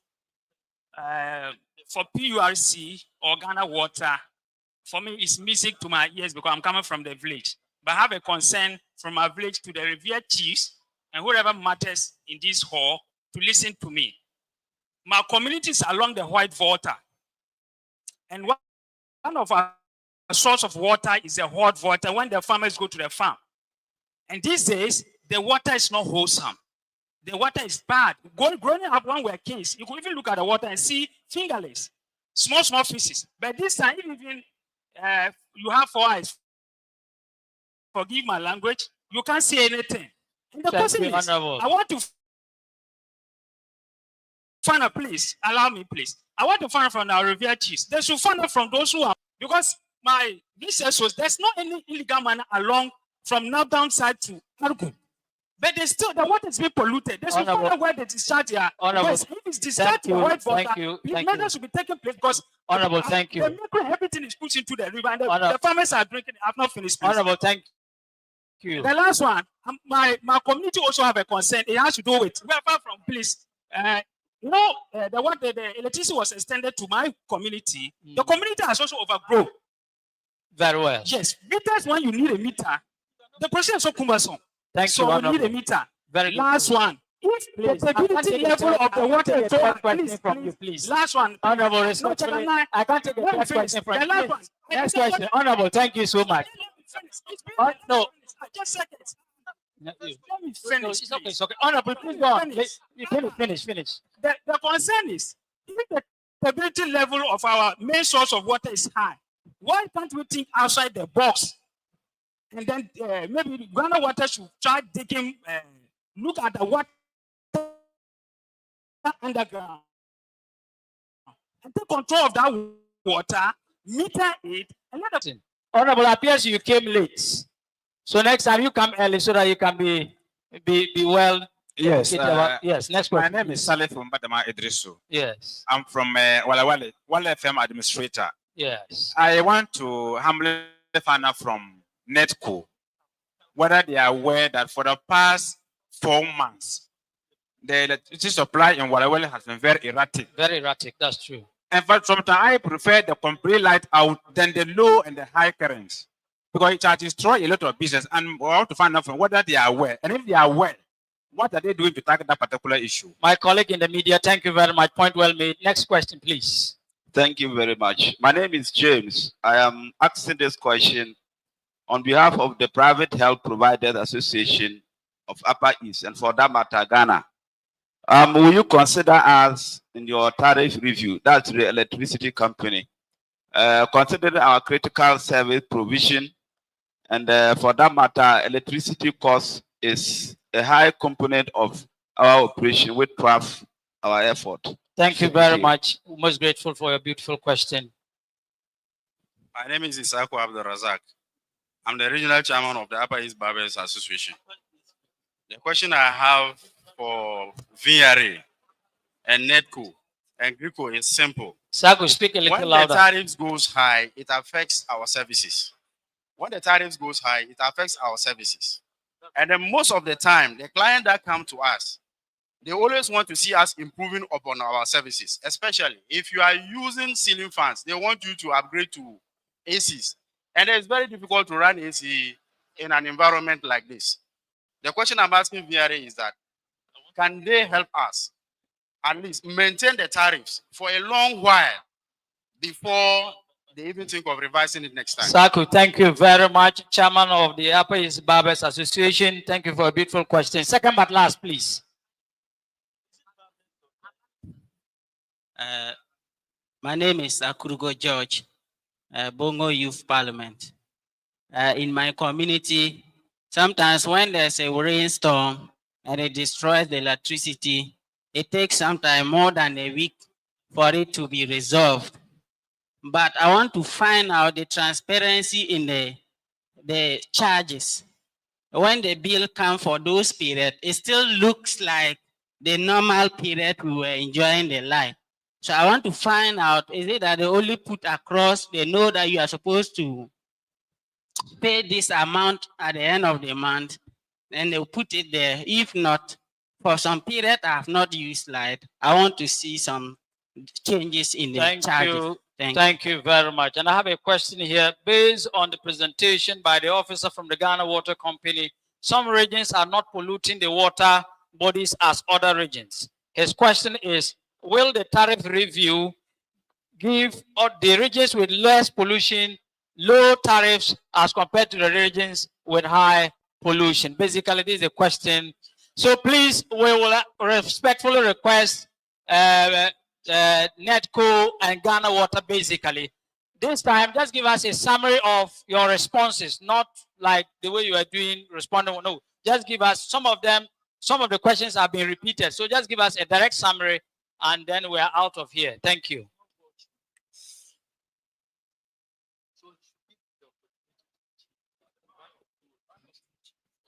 So now one or two or three chiefs, that one you just go there. Ghana Water, just a minute. We would take some two observations from two of our chiefs, and then you just answer it once. So the special guest of honor. Thank you very much. I would like to appeal to my people seated here and everyone that if you want to ask a question, kindly go straight forward to asking the question instead of maybe giving us a story. So I'll appeal to all of us to do so. Now, my question is, street lighting. Where do you factor in street lighting? Well, we have a number of street lights that are around us that are all off and are not functioning. Are these tariffs going to take care of them? Then the second one is firefighting water tariffs. How are you going to put in, how are you going to cater for firefighting water? The last and third one is that, what is the working relationship between water company and rural community water? Thank you, Your Royal Highness, for your beautiful questions. Thank you very much. My question have to do with what is the relationship between PURC, electricity company, Ghana Water, with the traditional authorities. I'm asking this because We are the custodians of the land, and a lot of the questions here, some of those asking the questions are saying that the chiefs should look at this, we should look at that. We are not politicians. We are not MPs. We are not paying salaries. Yet we pay our own water bill and then light bill. What is PURC doing about that? The palaces, the paramancies. So they should look at that. Everybody who is tasty and walks into the paramount chief's house is expected to drink water, and it is free. That paramount chief is not paid by the state to do his duty, yet he has money to pay for the bill. So PURC, are we going to be exempted, the palaces, the paramancies, from paying these tariffs? Like MPs are giving free water, free lights. Can we also be enjoying that as paramount chiefs and custodians of our land, where all these institutions are built? Thank you. Thank you. And then a final one. Okay, let me talk. Let me have my father Bonaba say. Yeah, I just wanted to add to my brother Tonglana on the issue of the street lights. It's not that a lot of them are off, not that they are only off, but some of them are on, and they're on there for more than decades. And who is paying? Because when we look at the payment, the receipts, there's electricity tariffs that are borne by all consumers. Why won't you make sure that you put the lights off, the street lights off, to preserve power? Why won't we put the electricity, the street lights off so that we preserve power? And the final one from the divisional chief of the Kwatintab traditional area in the Northern District now. Thank you very much. And my issue, I wish Honorable Moses Asaga and the chairman can listen to me. I think these institutions are government business enterprise.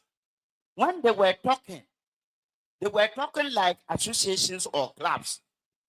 Government set them up with a mandate to be self-paying, to offer the services, get profit, pay themselves, and turn out their operations. You see, why I'm saying that is that if we don't take time, the hen that laid the golden egg will end up defeating that purpose. Now, if tariff goes up, luckily, companies are likely to incur more cost. And that will increase cost of producing what? Products.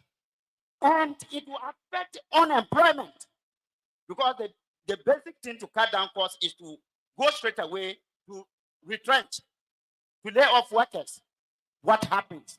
So I want the PURC.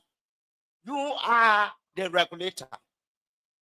What have they proven to you as a government business enterprise? Have they lived up to expectation? And that's why I applauded our Excellency John Dramani Mahama when he said the business enterprises, he is giving them, if you are unable to make profit, then you don't need to be there. Honorable Moses, assuming you have your business and all the time you are making investment, and the business, the manager comes to tell you that, give me additional capital, give me additional capital. What will you do to that manager? Thank you very much. What exactly will you do to that manager if every day he says, give me capital, and you are not seeing results? Thank you.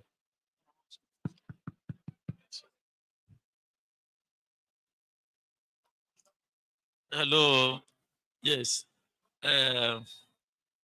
I'm very Please, let's have your attention, ladies and gentlemen. Please, we are about ladies to and close. gentlemen, we are Let's about have your to attention. close, and please just wait because you have your lunch. So please, those of you leaving, we have lunch. So Yes, please yes. come back and sit down so that we feel we can have our lunch. yes, because they are going up. So I think that the chief Cotton Tabak, who have always been my advisor in the good old days when I was the member of parliament, has come out with very useful questions. The PURC, really, if he cares to know, is the one who has always moderated the prices. So all these percentages that they are banditing around, whether 200%, 150%, the PURC is going to sit down and look at the numbers and make sure that the final figures that would come out would be a win-win situation for both consumers and the investors. So I assure him on that note. So he shouldn't be seeing a 150% increase.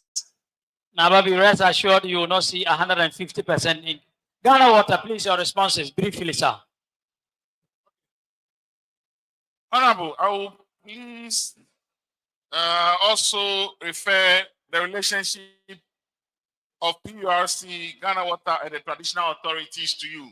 He says that they will wish that they will be exempted from paying. Please, can you handle that for us, Madam Chairman, because you are an expert in that area. So please, you finish. Once she's going to give her closing remarks, we will add that. Thank you. Okay, thank you. So I will start with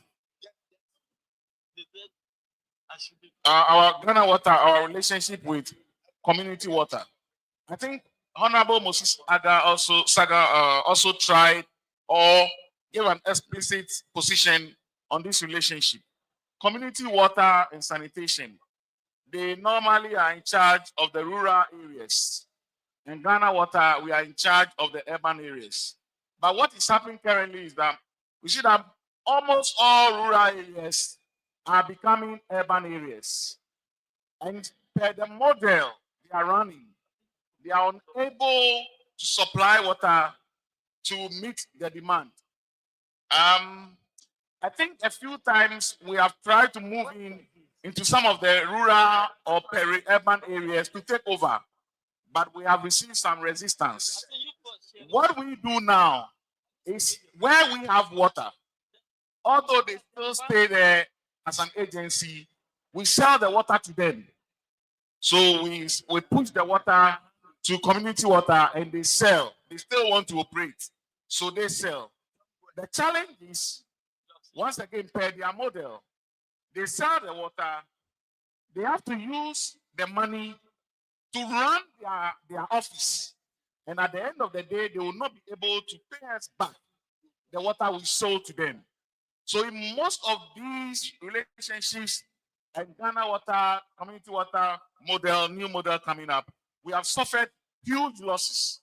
I was just the regional director for Central Region, and I have made losses over 500 million just in Central Region because they are not able to pay the water we sold to them. We have tried over here in the Upper East Region, Tono to Bongo. We can push the water to them, but part of their line is so bad that they will lose most of the water. We have asked them to have arrangement to just replace. They said they don't have money to repair their own lines that the water will pass through. So the water is still sitting now. We tried Tono to Paga, and we gave them a rate. They said they will not be able to pay it. So the water is still sitting down.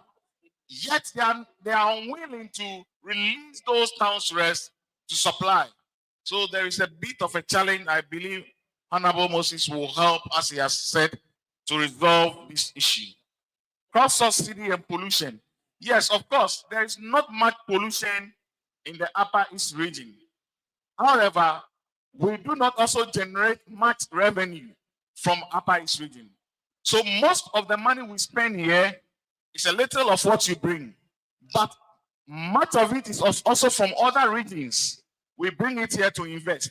So if we say we give you your own tariff, we will not even survive here. It's not sustainable. So we have a cross subsidy. All the monies are put together. All the tariffs are equal everywhere. We get the revenue and we spend it equally. Developments equally. So we will not have a special tariff, or the tariff regime is not looking at regions and then their own tariff, but a general tariff for all of us. Ghana Water, briefly. Briefly. One for me. Groundwater, somebody said Why can't we go into groundwater, large groundwater systems? And this we do when there is no hope for surface water. It is always the last resort because we believe, and not only Ghana water, but I think the policy of what we read that groundwater is supposed to be reserved for the future generation. So if we already move into groundwater and finish it, we pollute the surface water, then there won't be water for the future. So groundwater is used when there is no hope. We have to stop the pollution, tackle it heads on, and if possible, leave groundwater. Groundwater is also not like somebody as 100% safe. There are areas you even drill, you won't get water. So when we are hearing groundwater is not 100% that you drill, you get the water. You drill and hit nothing. You may get water, but it will also contain fluoride. It will be saline. So Ghana water, thank you. Okay. You have to summarize for us. The water is unforgiving. I think that is all. Okay. Do we have Netco? Do you have some responses briefly? Yes. Okay. You must understand. One last what thing, our I think chiefs the are going through.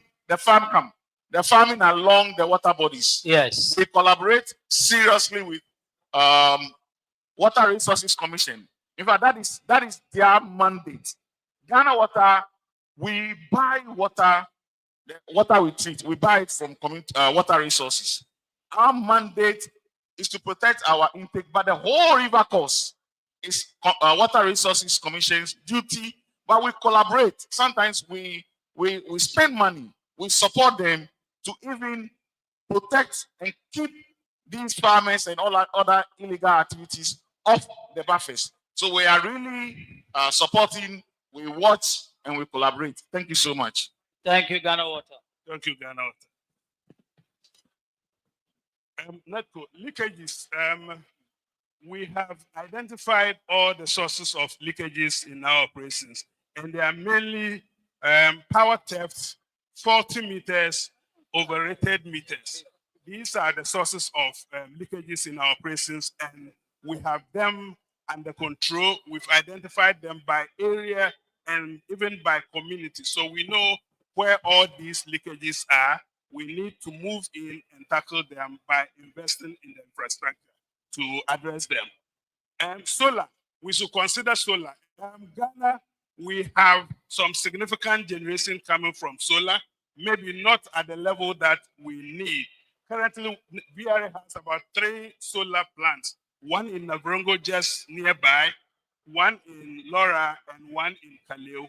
And I know Bui is also doing solar in Yendi. So solar is something that we are seriously considering as a nation. Basic schools bills are part of ministries, departments, and agencies. Basic schools are not required to pay to us. We build them because if you don't build them, that becomes part of your losses. It's like you have bought the power, you can't account for it. So we build and it is sent to government for payment. Netco, I think basically the rest were repetitions. Thank you so much for making time. We are most ladies and gentlemen, please let's give it up to them. Thank you so much. Thank you so much. I want to respectfully acknowledge the presence of these various associations: Electricians Association, Hoteliers Association, Shashi Water Producers Association, Electrical Contractors Association, Ghana Irrigation Development Authority, Private Health Facilities Association, Prepaid Vendors Association, KNM Youth Movement, Upper East Youth Association, Common Interest Youth Group, Upper East Barbers Association, Carpenters Association, NOPRA, Neighborhood Watch Committee, Lemon Brothers Association, Vegas Youth Association, Welding and Fabrication Association, United Brothers Association, Ghana Barbers Association, Quarry Association, Terry Ghana, Zari Tailors Association. We do also have, ladies and gentlemen, Tongobia Youth Association, Bongo Yarga Farmers Cooperative Society, Zongo Youth Association, Widows and Orphans Movement, Bongo Youth Association, Vision Empowerment Youth Association.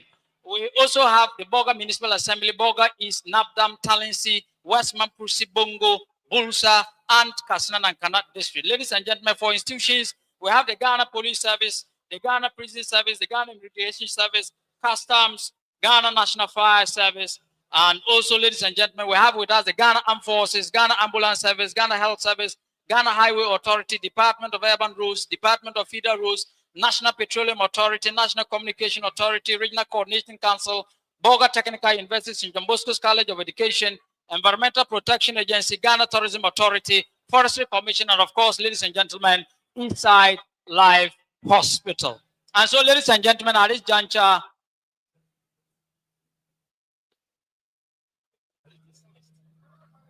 juncture, we would want to have our closing remarks from the chairperson of the multi-year tariff adjustment review hearing program, the very respected Honorable Nanaya Achimpem Chantwa, to give us her closing remarks. Please, let's do that with a round of applause, even as she rises to give us her closing remarks.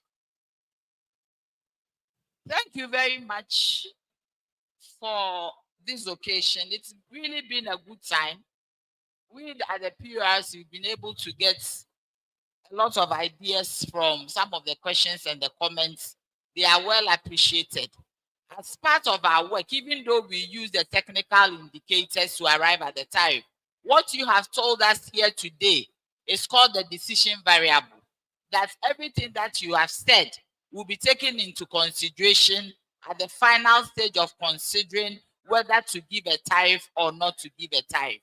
I also want to tell the schools, the hospitals, that within the laws of the PURC, when you owe the utility, there is an arrangement that you have to pay. You are not supposed to be disconnected because it is a special facility. That does not also mean that you should not pay your utilities. But whenever you have a problem with your utilities, the utility NEDCO is not supposed to disconnect you. It is law. But you also have to pay when they come to that payment arrangement with you. Thank you very much. Special thanks to His Royal Highness. Special thanks to all the chiefs who came to grace the occasion. We are most grateful.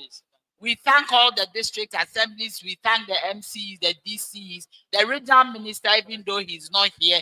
We extend our appreciation to him. All the service chiefs, the imam, the clergies that are here. We thank you very much. And all the people of Bolgatanga, the media, we thank you. God bless you all. We have ended this, but this is the beginning of a very fruitful and beautiful relationship. Our doors are always open. Anytime that you have issues, you can go to our set. Where are you? You can go to our office to lodge a complaint. Set, the regional manager, please come. Please tell them the number they can call where you are located so that when they have issues, they can come to you. Thank you very much.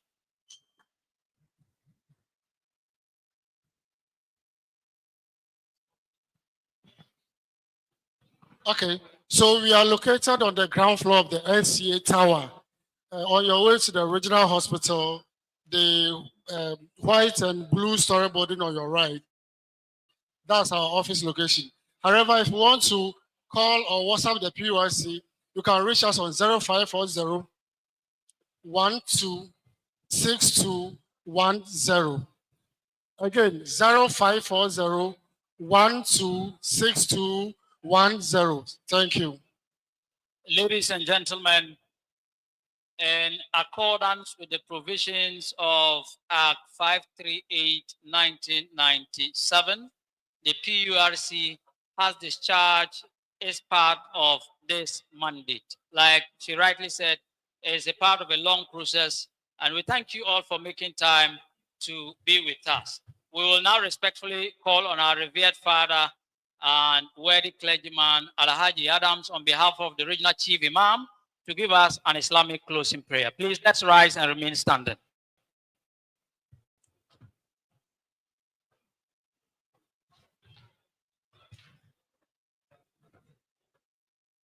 Thank you very much. Please, before I proceed with the prayer, I want to make a special appeal. I thought you would have been given the opportunity to also make some presentation or ask a question. We didn't get that. So I want to do that before I proceed with my prayer. And my appeal goes this way.